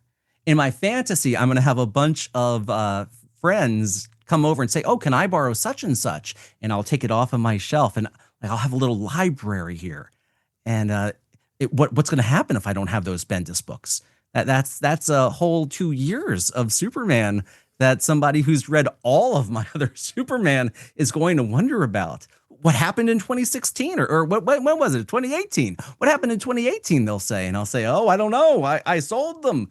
I can't let myself be caught in that embarrassing situation. They have to be there. But I did manage to let go of, I had at one point every New 52 volume, even though I liked the Action Comics run in New 52, but I couldn't justify keeping the rest of New 52 Superman. So I don't know why I'm feel so able, so empowered to make some of the choices that I've made, and so beholden to keeping others. I don't quite know what's at work. I don't have that issue licked myself. Yeah, it's a tough thing. I mean, I guess my guiding principle over these recent years that has served me well thus far is I think just kind of trying to make sure there's a purpose behind the purchase beyond just having it to have it. And like I'm looking on my shelf right now, they're still shrink wrap, but I've been buying all of the Golden and Silver Age, and fingers crossed, one day Bronze Age Superman Omnis. Part of me, they're not unlike yourself. There is this hope, this wish to have Superman's publishing history on my shelf, especially that pre-crisis historical material. But also, not to reveal my hand, but I've got plans for future coverage and things like that, and delving in deeper in pre-crisis territory. And so, like there is a purpose behind it, and so that's kind of been my guiding principle as I've been making my purchases, and that, that's been serving me well so far. So, I'll try to hold to that. But yeah, I mean, it's it's a tough thing.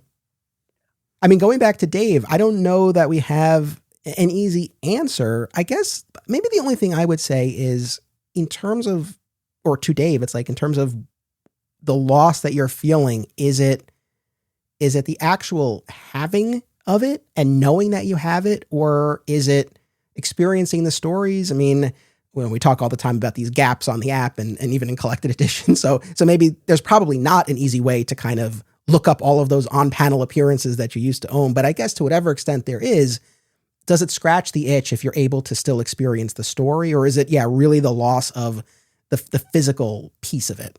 So I guess maybe that would be my question. I don't know if you have anything to offer.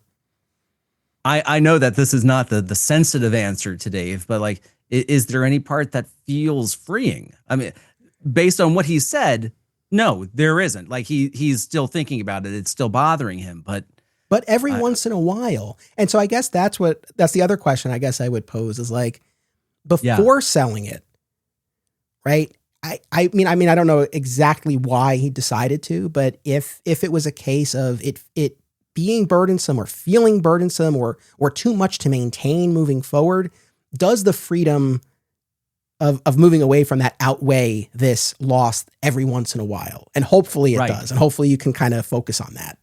Right. How often was he feeling the burden versus how often now is he feeling the regret?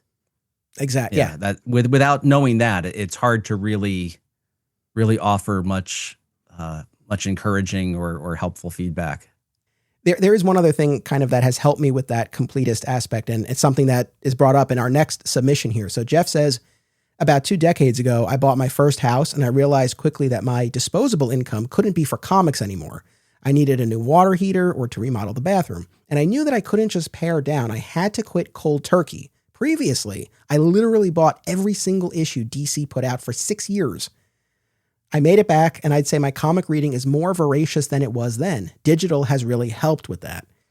And that's what I was going to say, that in the past, in deciding like what to keep, what not to, it's like if you parted with something, that's it. You're not reading it. So I think one thing that really helps now, and not to keep harping on the Bendis thing, but it's like whether I have those on my shelf or not, if I ever really need to look at something or I want to go, but whatever it is, they are all available on that DC app. So that has really helped a lot to say like, how important is it for me to actually physically own this on my shelf in a room that's not getting any bigger, right? Versus, I might just want to take a look. I might want to read. So digital has really helped. So give it a shot because you might find that it opens things up a little bit.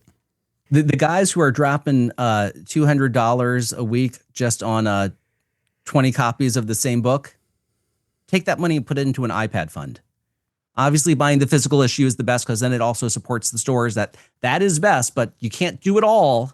Just as Jeff came to that conclusion, he can't do it all, and really commendable that he quit cold turkey, because I don't think I could have gone cold turkey. Yeah, I mean, I guess you do what you have to do. Yeah, kudos for kind of recognizing what needed to be done and taking that step. And yeah, I'll say for myself, like these days, I'm content to read initially on the app, and then where I feel strongly, specifically in the Superman space, I will then buy the collected edition when it comes out. And that's been a good balance for me. So we have a few more kind of related to collecting, but now moving into some different topics here. So Chase says, sometimes I struggle with deciding whether I'm reading certain older Superman runs because I enjoy the stories or because of an academic or completist mentality. Stories like Panic in the Sky can feel like a slog to get through, but there's also a satisfaction to knowing the whole arc of Superman's character from that era. Welcome to my world, buddy. I very much identify with this. What I would say as I was reading this, it's like, I don't think that's necessarily a bad thing, because what strikes me as positive from Chase's comment here is that he's kind of recognizing that distinction. And so I think, obviously, if it's getting to the point where that feeling of it being a slog outweighs the satisfaction of knowing that you have the complete arc of the character, then that's something else. But I think if you can go into something, and this is behind a lot of what I do in terms of my prep for these episodes, it's like, yeah, not everything is going to be the most fun from an entertainment perspective. But I think if you can kind of recognize, well, the reason I'm investing the time in this is more for that historical, that academic perspective, to have this understanding, I think that's okay. I think the bigger problem is like if you just want to enjoy everything unto itself, and then you're kind of hitting a wall, because not everything kind of rises to that level. So I actually think as long as you're kind of recognizing that, and like there's different categories of the kind of reading or watching that you're doing, from my perspective, I think that's okay. Yeah, that's fine. I hit a wall many years ago when I still felt beholden to that kind of reading. I thought, I have to read this because I want to know blank. And, I'd get to those runs that were just slogs, and I'd read, half an issue and I'd quit. And then I'd go days without reading anything, because I would say, well, I'm in the middle of that run. When I go back to reading, I have to continue there. And it occurred to me one day, no, I don't. I'm not preparing for a podcast. I'm not preparing for anything. I'm just trying to enjoy myself. And so I once I gave myself the permission to, you don't have to finish what you start reading. Life's too short. And you don't have to finish a run of what you start reading, because life is too short. So if I'm in the middle of an issue, if I'm in the middle of a run, if I'm in the middle of anything, I drop it and I find something I want to read instead. And then I started reading like hundreds of issues a year. And, previously I did not. And that was many, many years before I was even diagnosed with ADHD, which I have probably had all my life. And I read a lot more than I did in those days where I thought, I have to get through this arc. This arc it's foundational to, no, it probably isn't. It probably really isn't. And you could probably enjoy yourself more. But, to your point, know the purpose for your purchase, as you said about in the last question, know the purpose for your reading, and figure out if that purpose is what suits you in the moment. The other thing too that I'll add is that I know for myself, I have different reading modes or speeds depending on what's going on. So like over on the Batman show, Lighting the Bat Signal, I hope everyone's been listening, and we've been in Hush territory. Rereading that original storyline, which I am a fan of, I know people are a little mixed on it, but I really poured through that. Like I was really taking it in and I was enjoying it. When I then got to, once again, I'll go back to Batman Gotham Knights and that AJ Lieberman run, whoa, I was not getting as much out of those. And I was definitely not spending the amount of time on those issues that I was on the original stories. And so that's kind of another thing that's helped me, where if I really am reading it just sort of for the continuity, or just so it's like, hey, I'm going to have to explain this on the show, like I gotta know what the hell I'm talking about. It's not like I am blowing through it, and I'm not even just skimming it. I am reading it, but there is a different I'm like shifting into a different gear for it. Yeah. And that helps too. And so maybe that's another way to make it feel like less of a slog. I've got the gear for when I'm alone in my early mornings, and the gear for when I might be sitting at the table at lunch, trying to make my daughter eat. And they got the mode for late at night as I'm falling asleep. Yeah. You know, I have very light reading for the lunchtime reading, and very and much headier reading in the morning when I'm at my freshest and I've got the time. Yeah, absolutely. Our next one here is from Brian, and this actually ties back to something you were getting at a few minutes ago. Brian says, not to be morbid or anything, I'm in good health and expect several more decades, but I'm in my 50s and a grandfather. It has occurred to me, where will these comics I have in my closet go when I'm gone? I genuinely want someone else to enjoy them. I'm not keeping them for monetary value. I keep them for the memories, the joy of reading them, and the idea of sharing them with someone else someday. My girls outgrew comics. I never will. I hope my grandson catches the bug. I mean, I think this is something we all think about at some point, or we will, of like, yeah, what becomes of all of this? And I think, not to speak for everyone, but it's like, you know, we're collectors to whatever extent we are, because we, at the end of the day, we love this stuff. We love these characters, right? These are not functional widgets. Like these are stories that we love. And like we're talking about, we spend a lot of time and energy and money nurturing, cultivating these collections. And so, yeah, it's like, what becomes of it? I welcome any thoughts you have. The one thing that came to my mind is going back to my old comic shop and the owner, Steve. He's in a similar situation to what Brian is describing, where his son, his wife, like this is not something that really speaks to them. Like they're not just going to take everything over and enjoy it themselves. And so it's understood, like his family knows, like he's talked about it, that when the time comes that they would reach out to the other guys at the shop. And there were a couple in particular who would know what to do with it.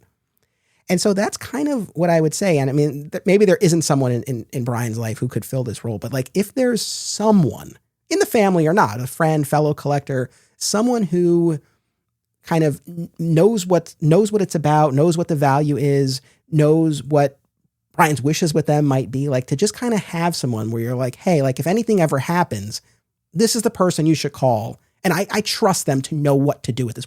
And whatever it is, donating it to a shop, selling it to a shop, donating to a library, taking it themselves, like whatever it is. But if there's someone you can kind of designate, like I trust this person, call them if something happens, that's something I would recommend. That's good advice. And I mean, that's the only advice for like a big collection that I would give. I wish that everybody in their life definitely had someone to call. I wish that everybody in their life had someone who would be tending to these things when they go, and that's not the case for everyone. The issue of what becomes of our collection when we go comes up in the big group a lot. And what I always tell people is, you know, I don't know what to do with the bulk of everything, but what I intend to do and what I should have done now in the year that I've been telling people I'm going to do this, I'm going to take a short box and I'm going to fill it with just the issues, the single issues. I'm not going to worry about even cutting up storylines, but just like, you know, top of my head, what issues do I really love? And I'm going to put them in that box. And that's going to be the, for lack of a better way to talk about it, the death box. And then they can sell or donate or burn all of the rest of it. But my girls can hold on to the death box. And then when they feel like it, when they want to, they can pick up those physical comics and say, you know, Dad loved this. I don't really care about Superman 123. But I'm going to open this up and I'm going to read it and just, you know, try to feel what Dad felt and feel like I'm here with Dad. And that might be a nice little totem for them to remember me and to feel close to me again. And, I mean, they're the most important things in my life, but, you know, comics is close second. So if I'm going to leave them anything to remember me by, it's going to be the books I loved most. And, you know, my Green Lantern 86 is lost in the world. But my replacement Green Lantern 86 that I have retconned as being my original Green Lantern 86, that'll be in there. And the Green Lantern Sentinel crossover that I read a 1,000 times back in 98 or 99 when it came out, that'll be in there. And a copy of All-Star Superman and a copy of Superman's Secret Identity, that'll be in there. And whatever they do with it, if they just hold it and think, oh, Dad held this once, whatever, that's at least something. I think that's a beautiful suggestion, and I echo that. I think, putting together a really sort of discrete segment that's not there for them to read to become comic book fans, but like you said, to just kind of have that connection point, to be like, hey, Dad, he really loved this. Let me just kind of experience it and feel some sort of connection. I think that's great and manageable. And as for the rest of it, I guess what I would say to Brian or to anybody else, it's like, I guess, do you have strong feelings about what you would want to have happen to it? Do you not, is it the sort of thing like, hey, just bring it to the local shop and get whatever you can for it and go out and have a nice meal and that's it? Or do you have the sense of like, oh, I would want it to go to a school, donate it in some way where it can kind of live on in that sense? So I think kind of trying to decide what you would want, if there's a contact person you can recommend, but short of all of that, I think what you suggested is really lovely. Okay. So our last one in the collecting category, but once again, we're in a different lane here. Jan says, despite Superman being one of my favorite characters, I feel like his comics are easily the least consistently great. That's a nice way of saying worst. I appreciate it. He said, I feel like his comics are easily the least consistently great of the big three, Spidey and Batman being the other two. While I enjoy a lot of Superman comics, I don't think there's a single run that I'd put in my top 5 or even top 10. I have some kind of hang up with almost every big run. Morrison's action loses me with the fourth dimension. Busiek ends before he can pay off major threads. Williamson is too event-focused. Rebirth got too convoluted with fixing the canon, etc. There are individual graphic novels I love, like For All Seasons, Birthright, and Up in the Sky, but it feels weird to say that there's not a run of Superman that I love front to back. I think this is why Absolute Superman is scratching an itch for me. I don't see any shame to the fact that Superman hasn't had a great comic run in Jan's eyes. Flip it around. I mean, here he said Superman has had good individual stories like For All Seasons. What's Spider-Man's great individual story?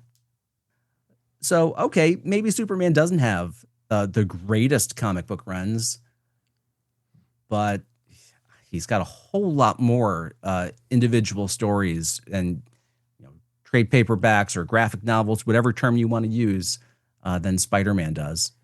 Even more than Batman does. Because after you go from Long Halloween and Hush, what do you give to a Batman fan who comes in out of the movies and says, I want to read Batman now?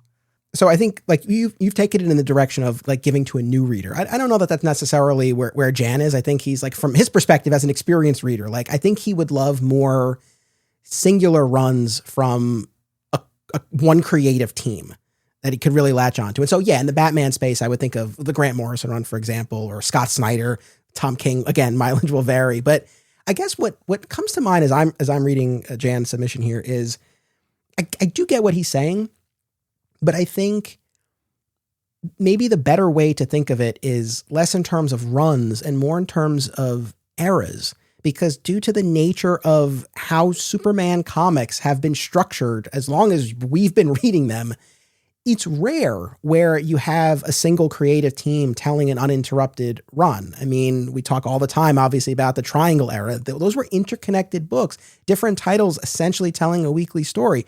And in recent years, the more modern era, yes, the books have had more autonomy. I mean, Philip Kennedy Johnson, like that's a perfect example that I would say, like that's a run that I think kind of fits the bill of what he's talking about.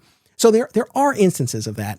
But I do think overall, if you think about it more in terms of the era, recognizing that, you are going to be dealing with multiple titles for multiple teams, like just due to the nature of how these books are produced and published, that's more the arena we're in. So I think there's a little bit less of what he's talking about, but again, not necessarily a bad thing. I think maybe just a little shift in perspective might help. This podcast is sponsored in part by Rick Reason. No product pitch this time. No big sales campaign. Just a comic fan helping support a show he genuinely enjoys.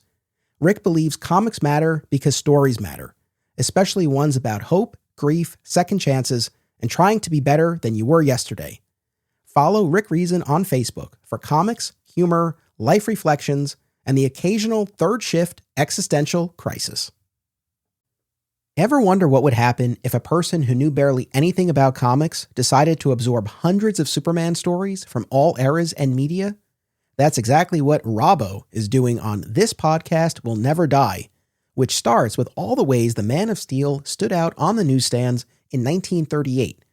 Listen and subscribe to This Podcast Will Never Die, and you'll never look at Superman's trunks the same way again. We love digging into epic comic book runs, but what about the art of the single issue? Single Bound is a podcast series hosted by married couple Amy and Logan as they review single issues of comics, many of them starring the Man of Steel, Logan's favorite character. Listen and subscribe on Spotify and YouTube, and follow the show on Instagram at Single Bound Podcast.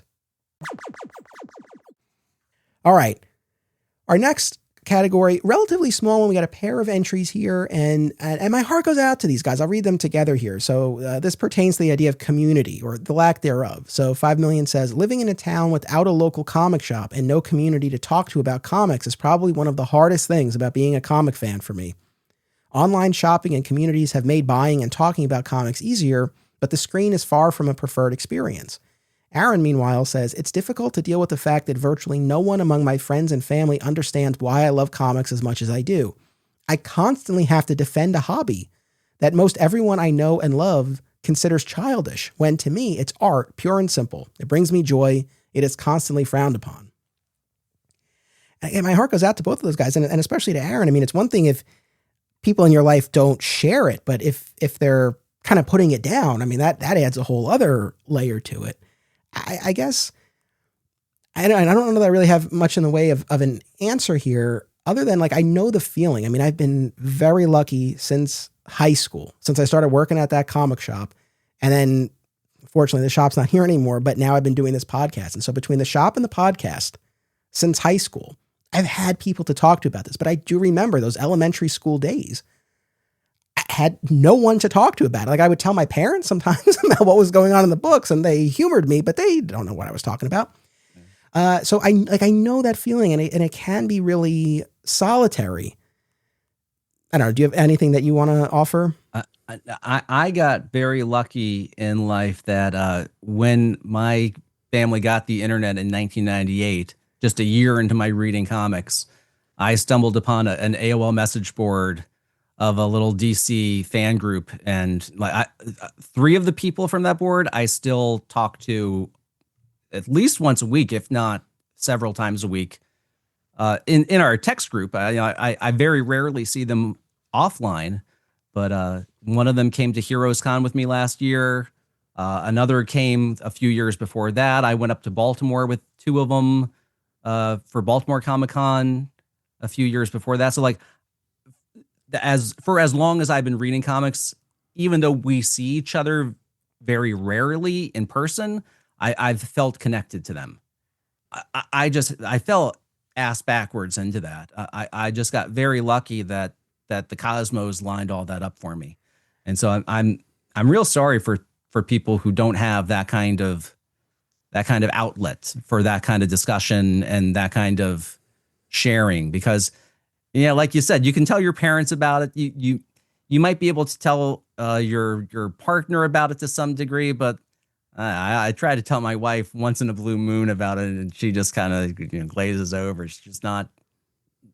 If you're not in it, you don't understand how big something even like a new writer can feel.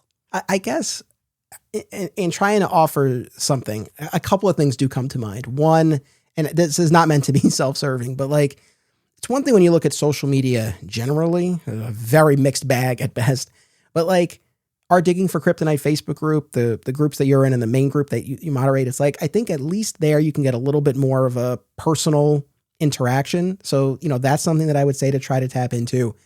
I'd also say, I mean, I don't know exactly where they are, but if and when you're able to, if you can take a day trip or even a longer trip to a shop when they're having an event, like a signing or a book club, or to a convention. Maybe that's an opportunity to forge some in-person connections that may then continue in an online space, but at least you've taken that step and you've started that friendship.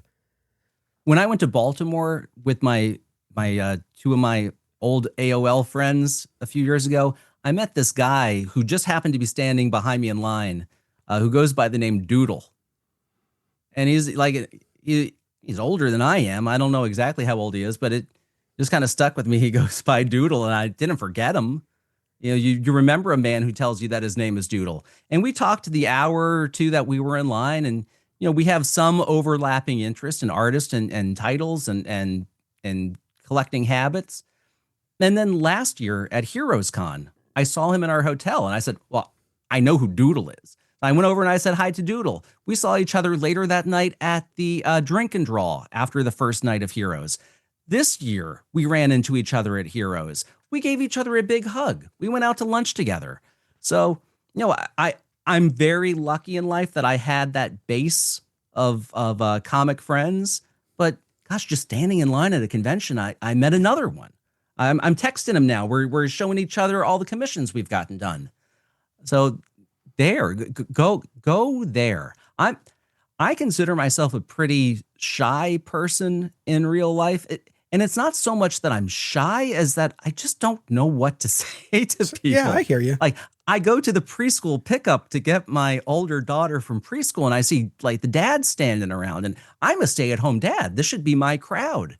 But like, what are they talking about? They're talking about like, I don't know, lawnmowers or sports or something. I have absolutely nothing to say to them. I'd like to. I don't think I'm better than them or anything. I'm not. I don't want to be standoffish.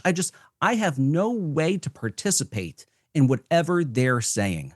I really do not. I'm a man child. But when I go to the comic convention, I feel kind of like the mayor of the place. I'm going around. I see people I've seen there for a few years. I say, oh, I remember you in line from the Simonsons line when we waited in line for 2 hours. What have you been up to? And it's a nice little reunion. So yeah, you've got to get to a convention, and Heroes Con is the best convention in the nation. A little goes a long way. Like, I think about how now in these years without the comic shop, and I really don't go to cons much these days anymore either. So the interactions I'm having with people, they are online, and these podcasts, the vast majority of which are virtual. I'm looking at you through a Zoom screen right now, and I do some in person, and that's great when I'm able to, but the vast majority are this way. So it's not even like, oh, I'm in the same physical space as the people I'm talking to. So it's like, yeah, you go to a con or a shop event, you make a couple of those connections, and then you continue them in these spaces. And it can make a world of difference. So yeah, hopefully that helps.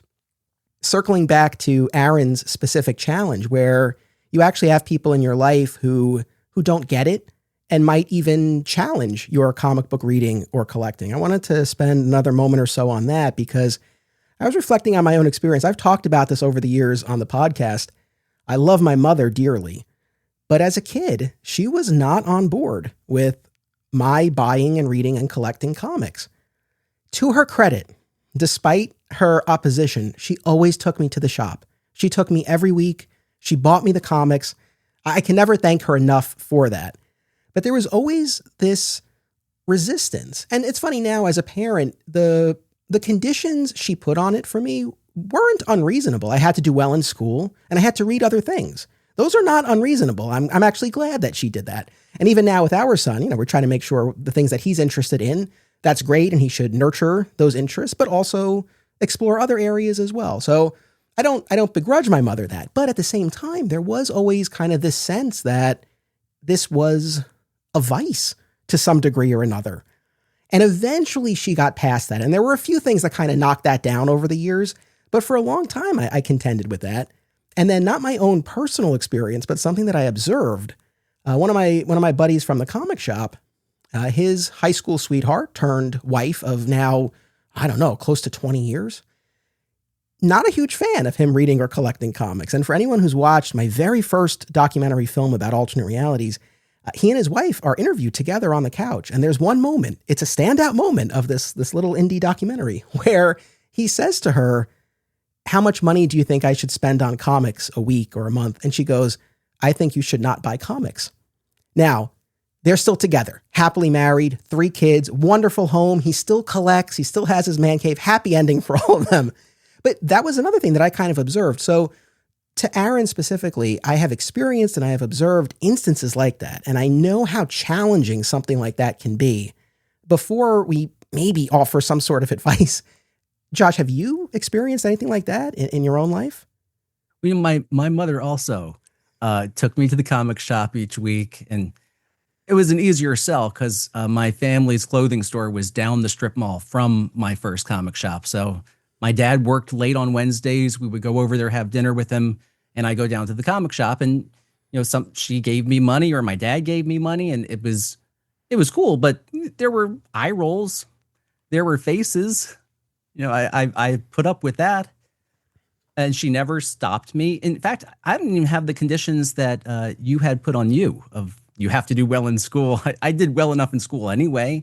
She didn't insist that I explore other interests. I explored other interests anyway, but she never liked it. And I think part of her always assumed, because I grew up like every kid grows up, here's my Ghostbusters phase. Oh, no, I don't like that anymore. I like Ninja Turtles now. Oh, I don't like that anymore. I like Super Mario Brothers. Oh, I don't like that. And on and on and on and on.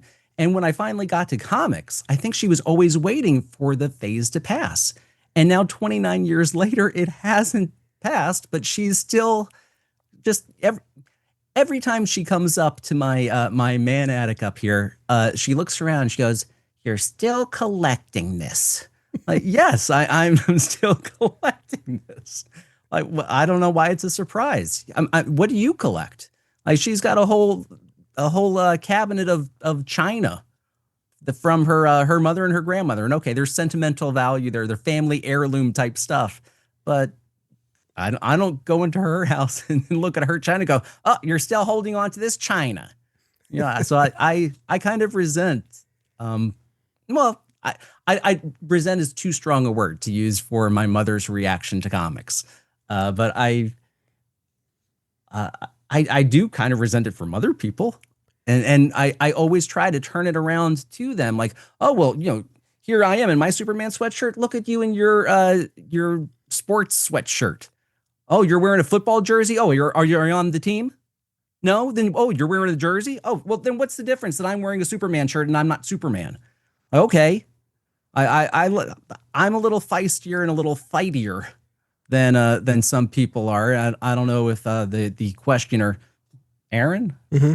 I don't know if Aaron is as thirsty for an argument as I can sometimes be, but anytime I get looks like that, I go for it. I turn it around on them, and you can find something that is equivalent in their lives that they're doing, and they do not like to be questioned about it.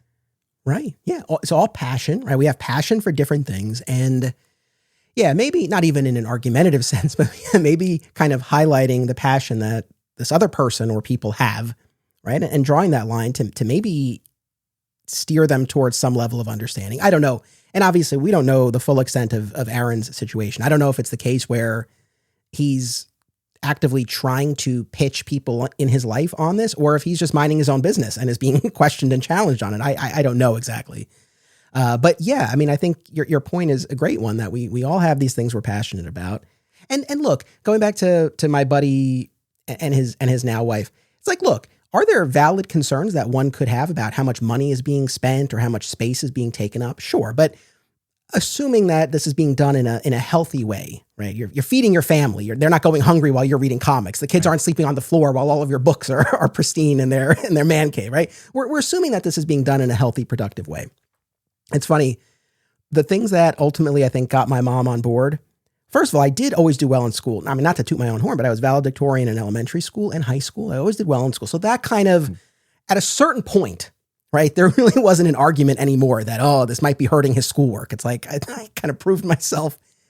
But I didn't realize I was talking to a valedictorian from an elementary school. My. Yes. But the other things were, and I still remember this, I'm sure you'll recall the hate crime issue of Green Lantern written by Judd Winnick that got coverage in the New York Times.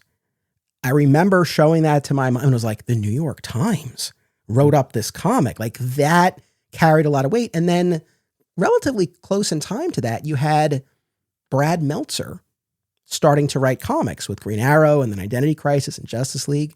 And here's a guy, an acclaimed novelist at that point, but he had gone to law school, which I ultimately would as well. And even from those earlier school days, there was always that parental encouragement that I could be a doctor or a lawyer. I could do one of these things. but for her to hear that this lawyer turned novelist would spend time writing comics, like really kind of changed the perspective. Oh, there was one other thing even earlier. I think it was my 7th grade teacher. My mom was talking to her one day about my reading comics, and my teacher said, like, oh, my son, who I think happened to be a doctor, oh, he likes comics.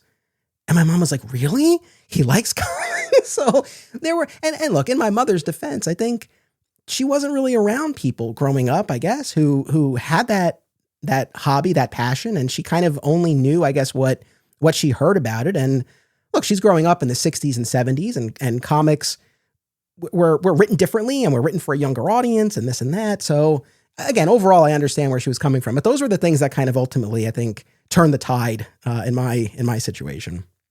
I guess, though, the one thing I would say, whether it's to Aaron or anybody else here who might be in a similar situation, not that I think Aaron is doubting himself, but if anyone needs to hear this reassurance that pursuing this passion is a worthwhile endeavor, we are here to say that it is, right? Like clearly you and I have spent decades of our lives nurturing these interests.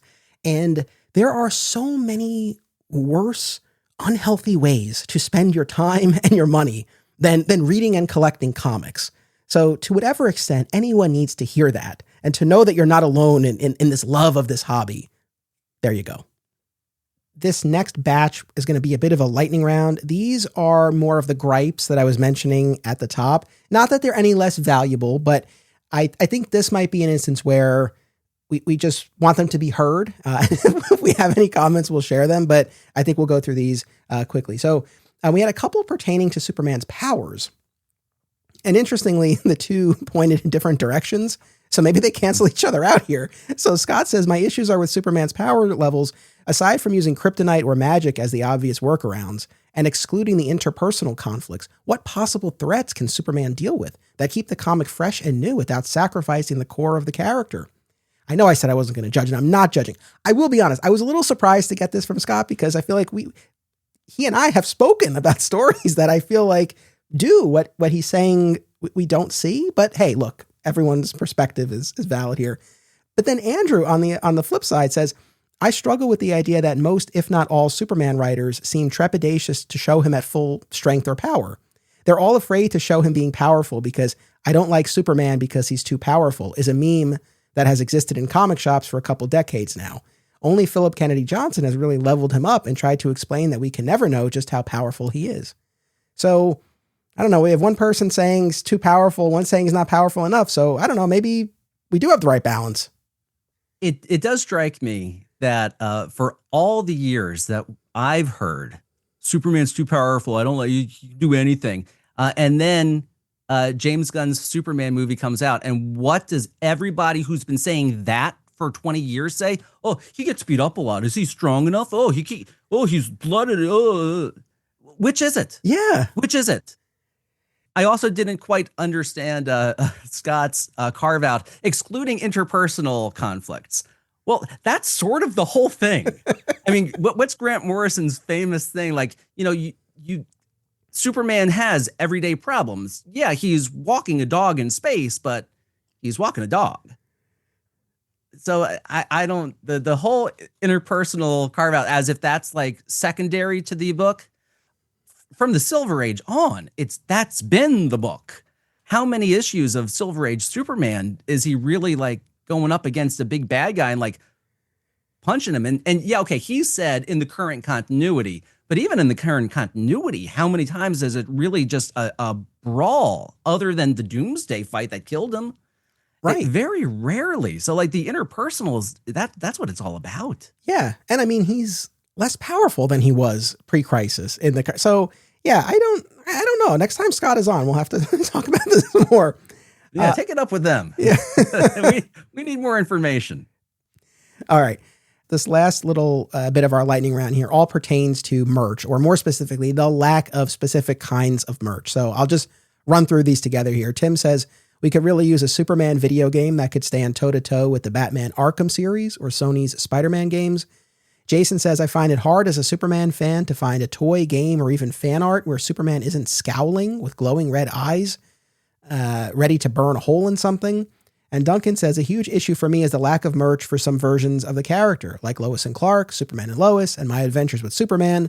None of them have a figure, statue, etc. It kills me. And yeah, look, this is a tough thing. I think we all have kind of our wish list items. And I think it's particularly tough when there's sort of an entire iteration that is just completely lacking in any kind of merch. And what I will say, it's like Lois and Clark, The New Adventures of Superman, I wouldn't necessarily expect a line of pops now, but My Adventures with Superman, it's like, my God, if ever there were an opportunity. So I feel where these guys are coming from. I was shouting in my man attic here, reading Jason's comment about not wanting the glowing red eyes. So many iterations of those Superman figures have either like a swappable head with the glowing red eyes or just a scowl. The McFarlane figures are, one is more horrible than the others. They just can't or won't get that face right. The Batman figures all look like Batman, and there are some Superman figures where I look and I think, is this supposed to be like Arnold Schwarzenegger? Like, who is this person? And the smile, Superman's smile, is what I love about the character so much, because I'm a jaded, cynical jerk sometimes, and watching Superman, especially Christopher Reeve, smile at people, like, makes me want to be a better person. And that I can't have a physical representation of that to like look over my shoulder or look on my desk and say like, oh yeah, okay, there's that smile, there he is frustrating when I can have so many of him scowling and angry and ready to burn me to death. This was the complaint that spoke most purely to my frustrations. I hear you. I mean, I guess the one thing I would suggest, and this is not necessarily kind of a widespread suggestion, I think this only works in specific instances and obviously wouldn't work in the case of a video game.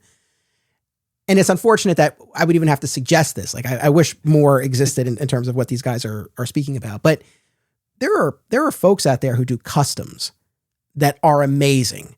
And I guess I would say if you feel that strongly about something, funny enough, Tim sent me as a gift, I talked about this on another episode, a custom Smallville Lana Lang Funko Pop. Because I've complained multiple times, they've done 2 lines of Smallville Pops, no Lana to be found.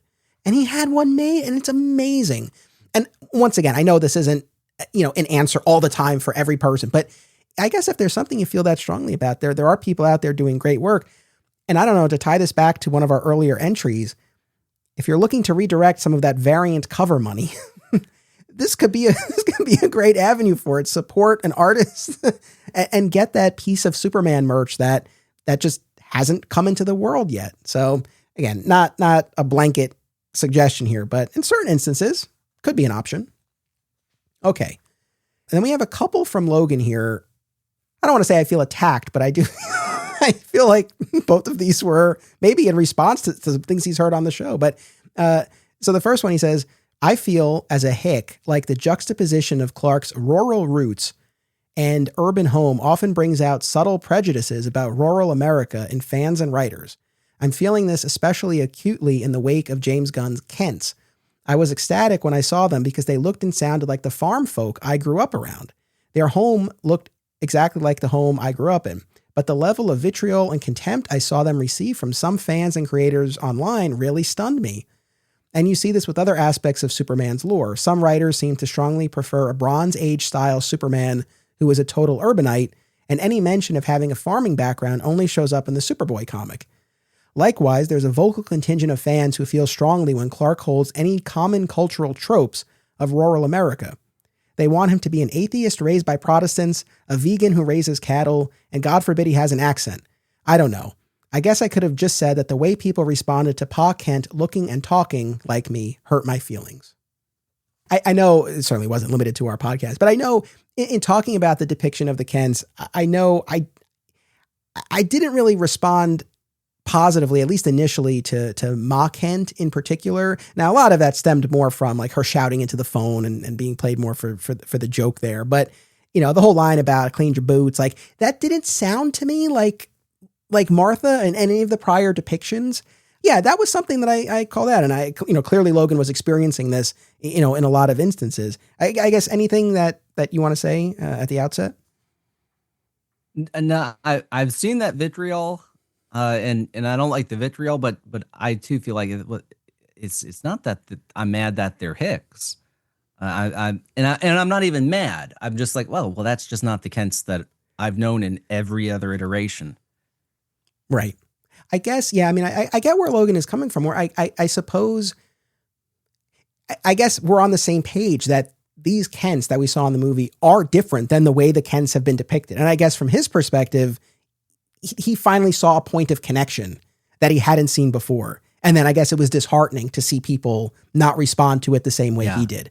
But I think we are kind of in alignment that, yeah, in terms of the looks and the accent especially, not what we've seen before from the Kents. And so, yeah, I mean, I will say, again, not so much with Jonathan, but with Martha, I really did kind of wrestle with that depiction. And it's not even so much the accent, but like I said, playing her a little bit more for the comedy. But it's funny because I feel like I've seen people cite the power and the meaning behind her saying, "I cleaned your boots," and how much it says that she has his boots ready for him. And that's all well and good. But at the same time, I love that scene on the porch with Jonathan and Clark. And maybe for some people, "I cleaned your boots" is the equivalent for Martha. I needed more. I wanted more for the character. So I think for me, that was kind of the larger thing that I had. But yeah, I mean, this was a different take. And, I'm glad that Logan was able to see kind of his experience reflected in the characters. And I definitely agree. Vitriol, right? We don't have any place for that here. All right. Logan has another one. This one, I really felt a little attacked here. He says, It doesn't have to be about you. It had to be about, yeah, I mean, I find myself exasperated by arguments over the pronunciations of imaginary words, whether it's Kara or Kara for Supergirl, or the Super Friends versus Superman the Animated Series pronunciations of Mixius-Pitalik. It makes it very frustrating how much some fans seem to have tied their self-worth into pronouncing words that have no true pronunciation. It's not like there are two Mixies who might be confused by one mispronouncing this incredibly unique name. We all know who we're talking about. Maybe I'm more sensitive to this because I've been told I have a thick accent. But whether we're in Candor or Kindor, can't we all just get along? Now that one comes right from an episode that I did with Rich Roney. Okay, I have a response to this.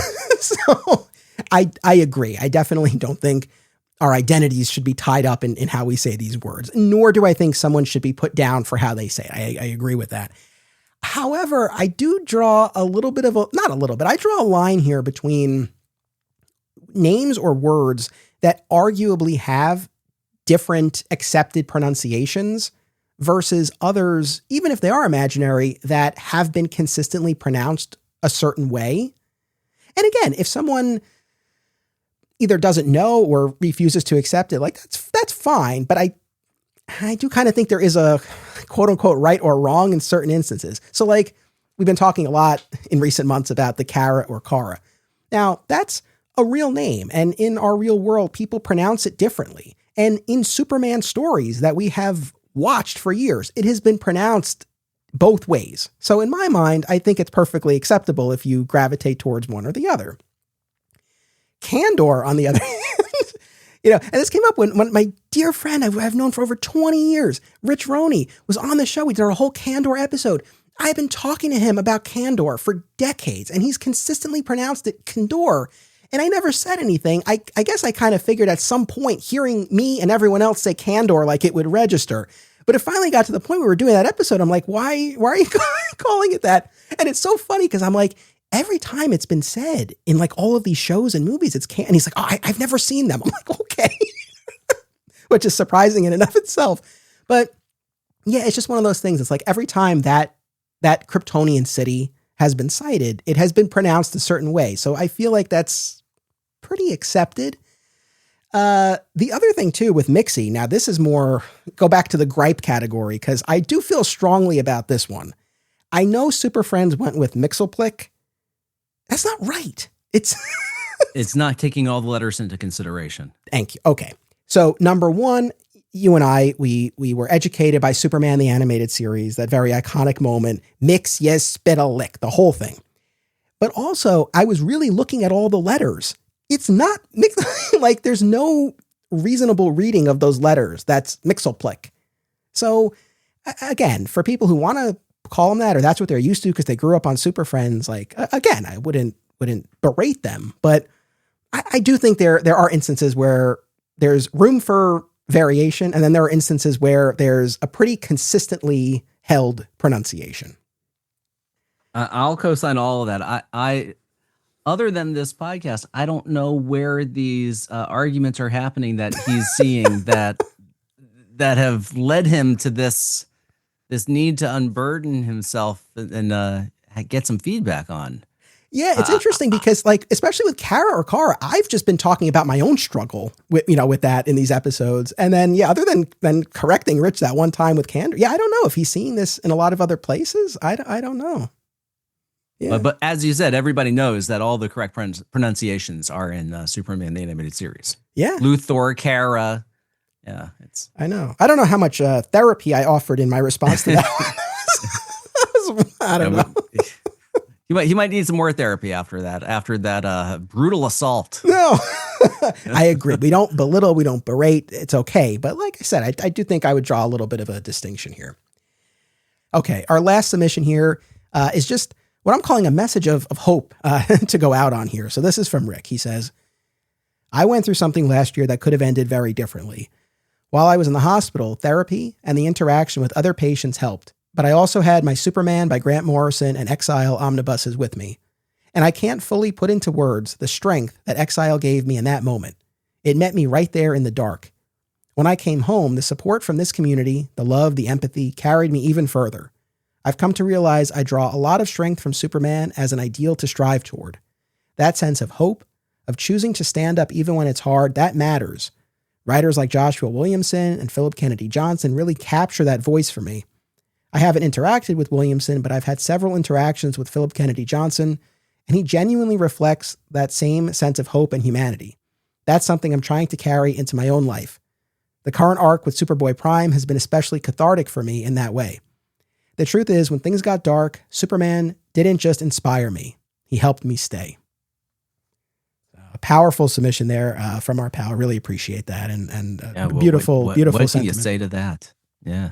I think that's the note to go out on. And just to echo what Rick says, it's like, yeah, I mean, we all love this character. And I think, all of us, to the extent that we can, kind of thinking about what the character represents, those values, and to whatever extent we can try to emulate that. I think that's a worthwhile goal. But, and also remembering, like, we are all part of this community of Superman fans, right? I think if there's a theme throughout a lot of these submissions, like getting at that in some way, shape, or form, like we are all part of this community. And hopefully more often than not, it can be a positive force in our lives.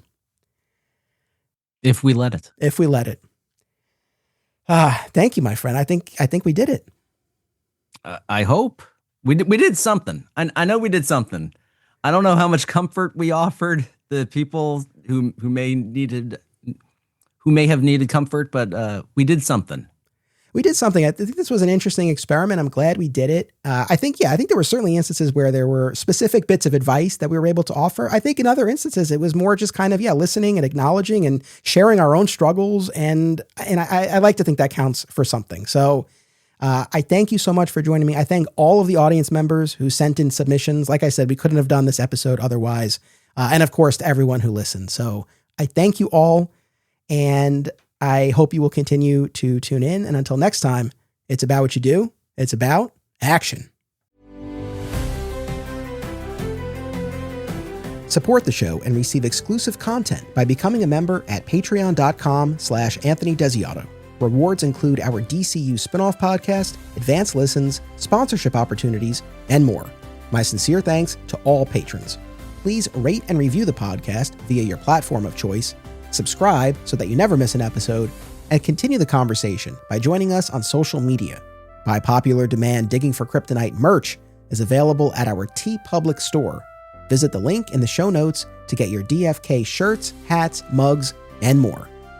Flat Squirrel Podcast is also home to Lighting the Bat Signal, a Batman fan journey, which applies the signature Digging for Kryptonite approach to the Dark Knight, as well as another exciting episode in the Adventures of Superman, now in its final year covering the classic George Reeves series. Subscribe today. Digging for Kryptonite is a Flat Squirrel production. Key art by Isaiah Simmons and theme music by Dan Pritchard.